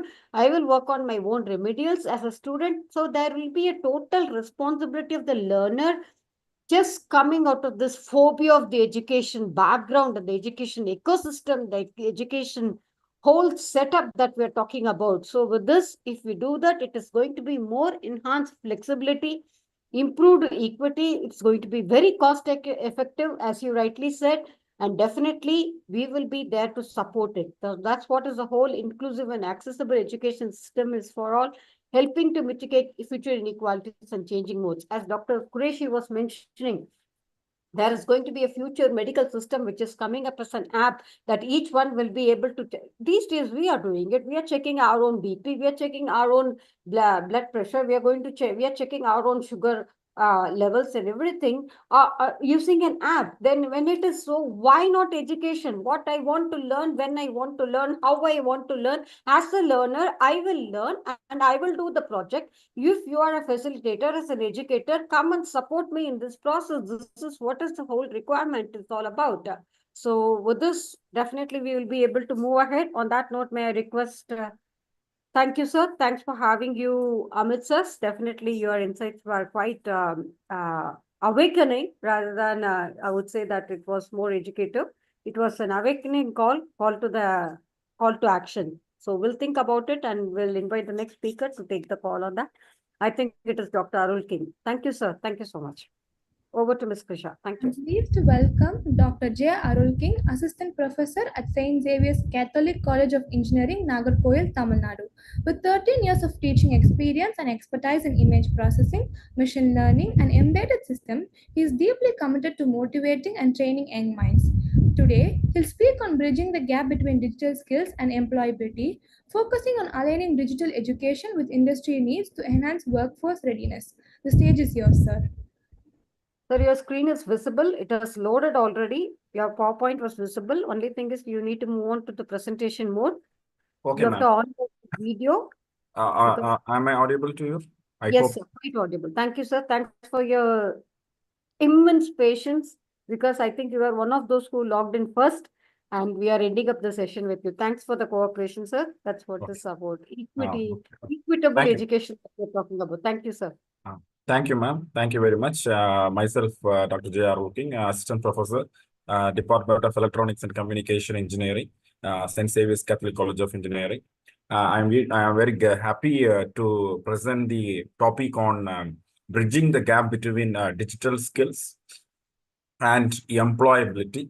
Okay, and this is I'm very happy to talk in this topic. So I'm going to give you an introduction about what's our current educations and about the outcome of the SDG 4. Okay, first of all, the rapid we have a very rapid digital transformation across the industry. In current scenario where we say 5G, 6G, and moreover, more IoT-based educations are coming, and the rapid digital transformation across the industry play a very great role today. And we need a very skilled people. Today, the skills mismatch causes the underemployment as well as the unemployment. So skill matching should be a very important core area in our education. And also, we people have to be a digitally literal people. All people have a digital literacy should be there. Okay, that's what the introduction means. And we are defining the digital skills. All people in basic, all people should have email access, internet browsing, or using some basic software skills. And in intermediate, we can say people has to have some social management like Zoom or other tools, or data entry can be done. An advanced level digital skills we can say is programming in coding, and even in cybersecurity and data analytics skills. All these things should be important thing in advanced level. So we have the people needs to have digital skills in different people needs to have a basic, intermediate, and even advanced level. And what the employers are looking for the people, okay, in colleges or in developing areas. So first important thing is the lifelong learning. Actually, this is PO412 from the Washington Accord. We need to learn about lifelong learning, even in school days to college days to work level. Even after work level, the lifelong learning is a very much important thing, and adaptability also a very important scaling factor in our thing. And next is digital communication and collaboration tools. So people has to be very much engaged in digital communication and even in collaboration tools. So even today we are doing in the talk in terms of Zoom. So many other platforms are available, Zoom, Microsoft Teams, Slack, and many other, even Google Meet is there. So next important, the employers are looking for is problem solving. So we need to solve problems. Okay, so even many problems are not have solutions. So we need to find digital solution for the problems. Okay, these are the main key points the people have interested asking. And next is the skill gap. What's the main skill gap is in the SDG 4, I hope so. The 40% of workers lack sufficient digital skill. So in our current Indian scenario, and many educational systems lag behind industry needs. Okay, the industry needs is different. The education system outcome is different. The outcome should be matched with the industry needs. So that's the main important thing. And the young youth, those who are not getting unemployment, needs to be very good in developing their skills. Okay. Next is the cause for this skill gap. I have mentioned it is the main important thing is outdated curricula. The curricula should be improved every 2 to 3 years or something that should be done by the government to improve the new syllabi based upon the industry needs. And next is rapid development advancement. So in our current scenario, many development are happening in different fields. So that should be taken in on account. And next is unequal access of digital tools and limited training in digital skills. So more training has to be given by the government or the colleges, or people has to get more training in the digital skills. Next is how to bridge the gap. Is the main thing is now we are more initiated in work-based training. That is, we call upon internships and apprentices. This is actually now even Startup India of our Prime Minister has initiated many internship-based education and apprentice-based education is now started in our India. So maybe this soon will give you a very fruitful bridge between the gap. And next is the online learning and digital literacy campaign is going on all over the scenario. So that's also give you a very good level of understanding. And next is the industry academia partnership. Each and every academia has to have a MOU with the industry, and each faculty has to do a research in industry. So the partnership is developing more in nowadays scenario. Soon we'll have a very good bridge between the, we'll be bridging the gap. And next is the government and NGO involvement, like IGEN has to do more on the bridging the gap. Okay. Next is the real-time world examples like Google have already initiated many career certificates, and these certificates will help us if you get a very certification in many, even in internship certificates are available, online courses are available in different areas, Azure, and many other areas are Google itself giving. Even Microsoft Digital Literacy Program is specifically for Microsoft. And even Infosys, they have a Springboard with Anna University in Tamil Nadu. They have the Springboard mechanism, and each and every people, the local, have a different literacy programming. So that has to be improved. And the real, what's the role of the individual? So individual, what they do is they have to take different online courses, like Coursera is there. So even the student account, they have a free account, and they can have a year-based courses can be taken. Very good courses are available. Even the faculties are taking the Coursera courses. Even LinkedIn Learning is there. There it is a common topic. Technically is also there, non-technical, but most probably Coursera. Even NPTEL is there in India. Swayam is there, and much more learning platforms are available. So that platforms, each and every individual has to learn their own advancement topics. And next is the practice using digital tools daily. So people are using mobile phone, but that should be used in a proper manner for learning based. And next is stay curious and open to learning. So learning should not stop. From the first itself, lifelong learning should be there. And we have to join in digital communities and forums to improve our next is the conclusion. And at last, we need to have a collective efforts needs to close the bridge and invest in yourself and others through upskilling. Okay, so skilling is very much important. Learning today for a better tomorrow. That's the main important thing. Invest yourself and others through uplifting. Thank you. I hope. Thank you, sir. Thanks for that understanding. And I know how difficult it is to come in a forum as a last speaker where the people before you have spoken enough and enough, and Yes. such that it every time you get a feeling that you're going to repeat the points or whatever Sure, thing. But sure. definitely insightful one. Definitely, as you are supporting for students, self-regulated, self-directed learning from the student's point of view. That's what is the whole focus is all about. That's what the whole future generation is all about. Future education system is all about. That's what we are thinking. As facilitators, as educators, our role is only kind of educate facilitators who will facilitate the whole process for them and help them to extend any kind of support which is required. So on that note, may I request Professor Charles to just have a summary of the whole session in few words so that we are really ahead of time. Yes, Professor Charles, please. Considering the time constraint, I think you will really. Thank you very much, my dear sister. May God continue to bless you. I've been enjoying all the speakers. The speakers have been so, it was so nice. And I thank God for everyone. I give kudos to Part you. was expert, like really. Well done.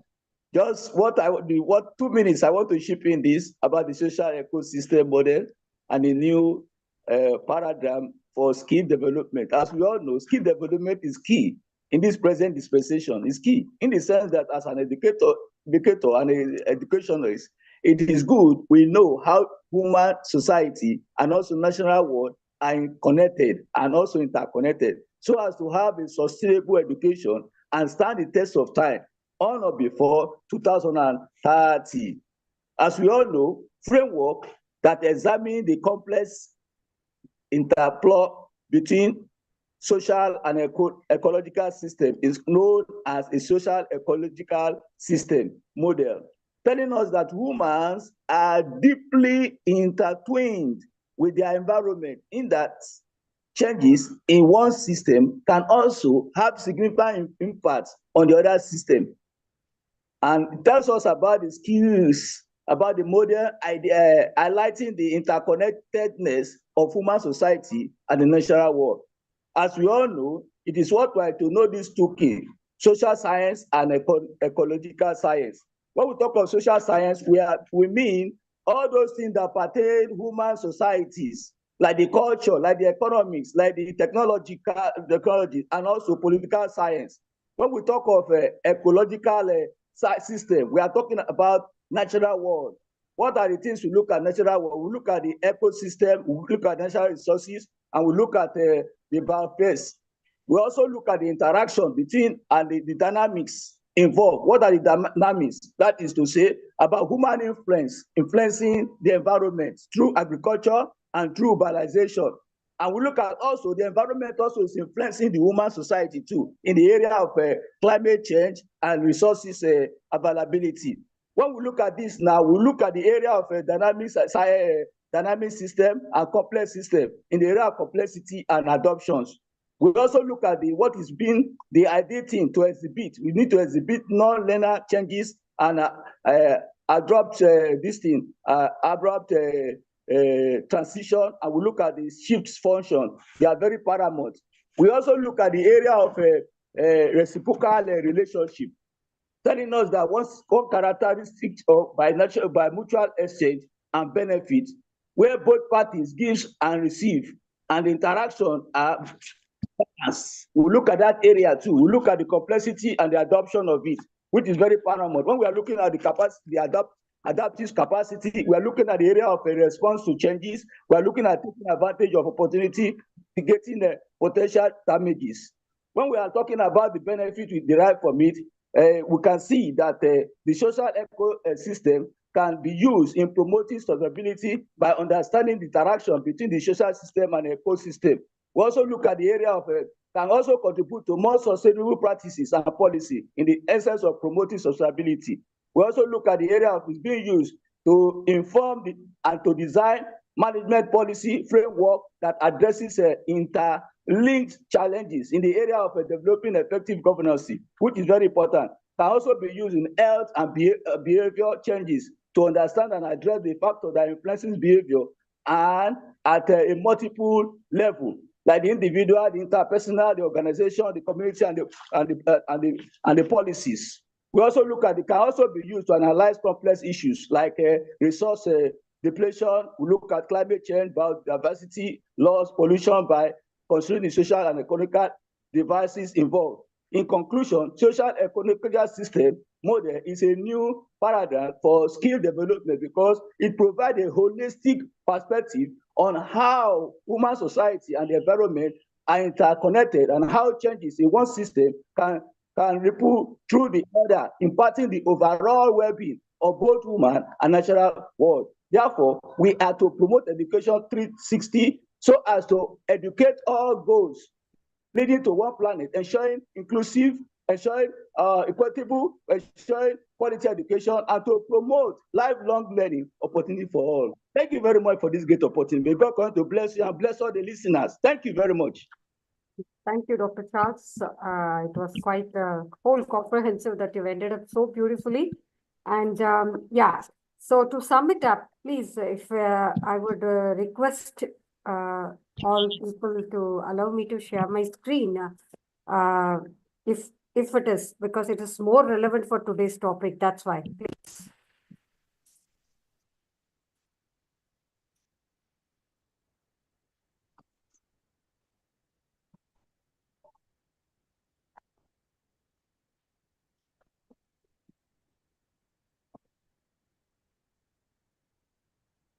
Okay, I need to play it, huh? Yeah.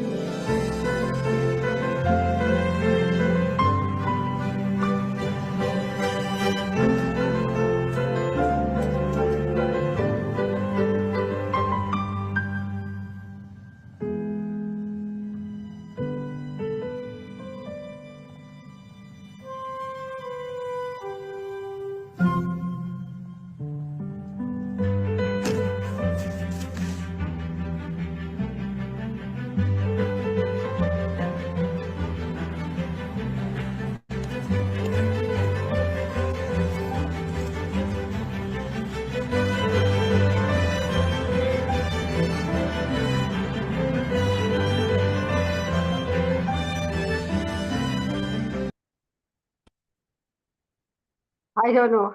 Whenever I see this, I really get very emotional. Why are we really curbing those wings of those learners and in terms of talking about education, confinement, and this is the system, this is what you have to learn, this is the way you have to learn, this is what it is. End of the day, they have to learn, they have to really contribute to the community when it is so exactly why exactly. This is what is the whole thing that we are thinking. So I hope everybody will agree with me definitely on that part. We open for thanks for putting up with me for one more extended hour. So we'll start with Ishrat ma'am. Thank you.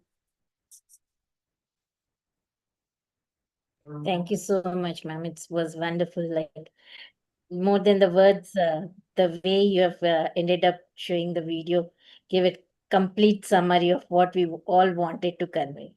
Yeah, Sure. that is Thank what you. critical thinking should be encouraged, creative thinking. That's very nice. Sure. Dr. Anju Qureshi, would you like to add on that? You don't need to open your camera, but still you can. Yeah, sure. Yes, as Ashwat ma'am said, yes, we need to, help them enhance their creativity. And especially, we talk so much about digital skills, but even for digital skills, those youngsters need to learn the life skills very much. Life Yes. skills, values that are very, very important. Like, for example, coding. If I have to do coding, this problem solving skills, creativity, critical thinking, all these skills are being utilized here. So we need to have a balance actually. Though we are learning, or we are thinking more about digital skills and technology, even this is very, very. Yes, Tanuja ma'am, I think you're still there. Please, if you can add on. Tanuja ma'am, are you there? No, ma'am is left, I think. So thank you. So we'll take the final words from Krisha and we'll end this session. Sure. Krisha, what do you think about the session? You can sum it up.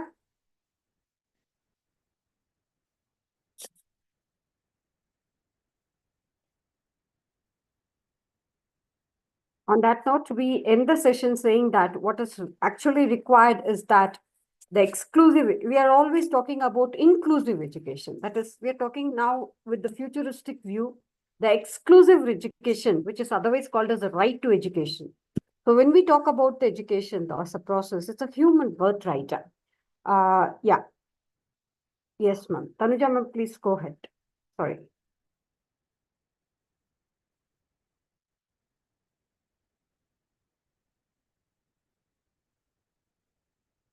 Tanuja ma'am?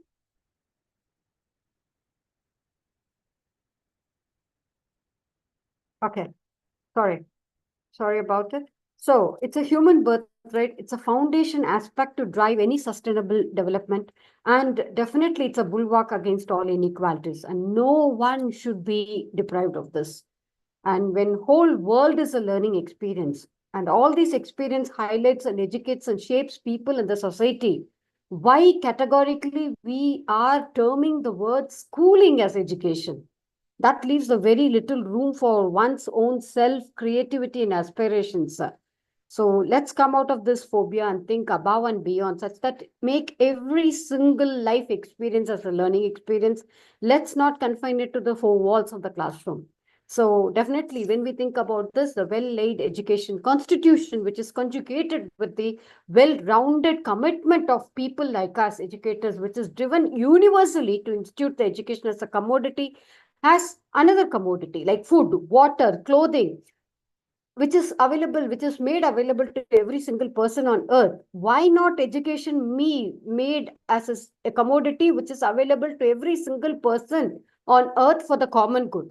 So the architecture of providing such an education does not read a local community or an authority or an education authority or a government to mantle this. It needs only a portal, very simple, universal portal where all the things are available pertaining to education, pertaining to the concepts which they have to learn. It's already available. So the edifice, which is hallmark and connectivity of the knowledge and the exploration, definitely it doesn't belong to the whole system of education. That is the education institution, what you're talking about. Whereas the education institution is the whole universe, which is really far and above and beyond the schooling system. That is the spectrum of life as education itself, such that if we do this with intergenerational justice and democratic principles, this will prioritize the participation of the young people without any prejudice or discrimination of age, gender, country, status, privilege, color, creed, status, anything. So definitely this kind of exclusive education will definitely make our education process of education as inclusive, such that the physical space is not a customary.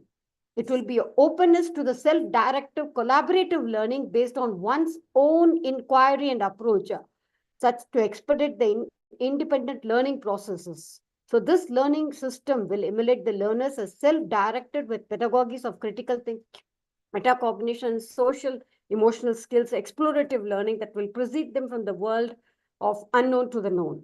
The aggregate thus available on a common platform universally is reached out to public with a satellite vehicle as the modem of deliverance will endure the purpose of education for all, breaking all its customaries of time, affordability, and conventions.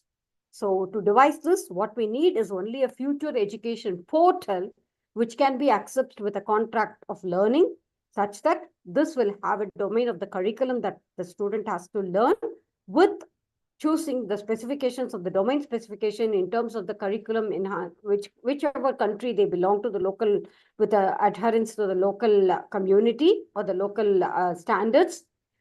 So with the pedagogical space and relationship between the teacher and the student will choose their own online teachers with the provision of the facilitator, language, and the learning preferences. Thereby, the curriculum design is being structured as such, and it is taken far and beyond to achieve this. So this will facilitate the whole way of independent way of self-directed learning without any restrictions of time, space, and attainments. Such an education of the inclusive universal system will be student-centered education, will advance the globe solidarity, ending all current levels of inequality and discrimination, will cohort its rationale as education for all, for the cause of education, which is driven with the doctrine of education of the people, education by the people, and education for the people. So that is what is futuristic education that we are thinking about. On that note, we would end up today's topic of Education 360 with all the pointers of deliberations that we have discussed so far.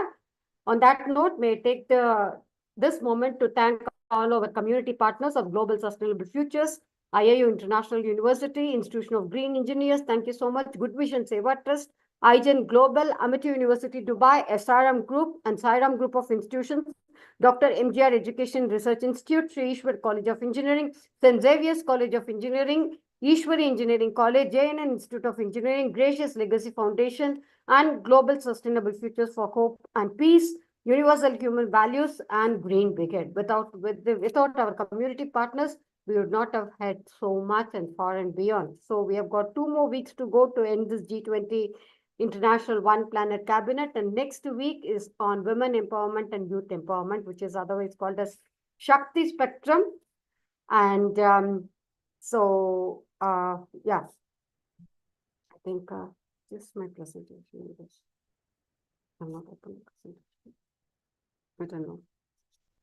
My screen is visible, right? Yes, ma'am. There we are.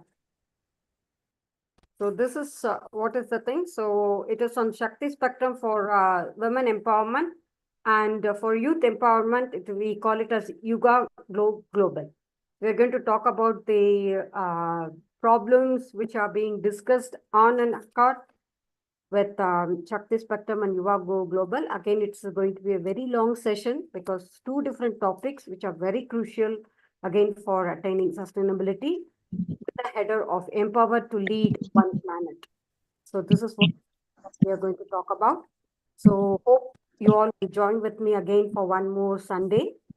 So I'm sure everybody will take leave now. It's my apologies for the long session. It's about 4 hours, but still, as passionate educators, we are still being here on this forum.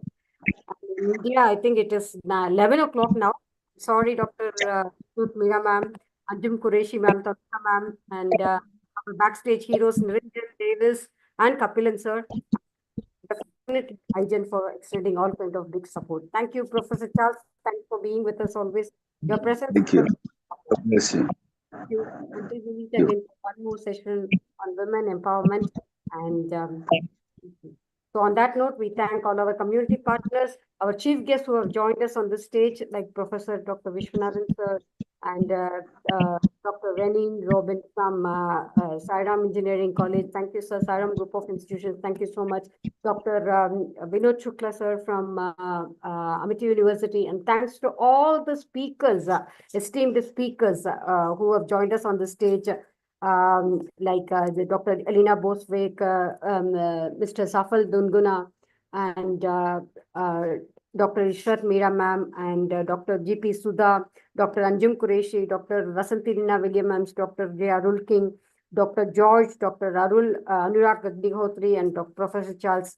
Definitely, thanks for all the big support that you have given. It has been a incessant support that I would say, which has never stopped right from the beginning.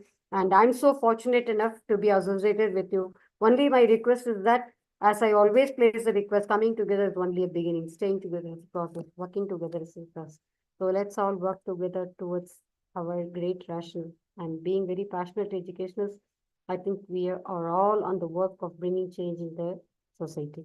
So thank you. Thank you so much. Each one of us are working with our own capacities in our own domain. So let's continue to put our heart, minds, and souls together for bringing change in the society. Thank you so much. Thank you. Until we meet again, Srividya signing off for yet another one more session. Thank you, Tanuja ma'am. Thank you so much. Thank you, everyone. Thank you. Thank you. Good night. Good night.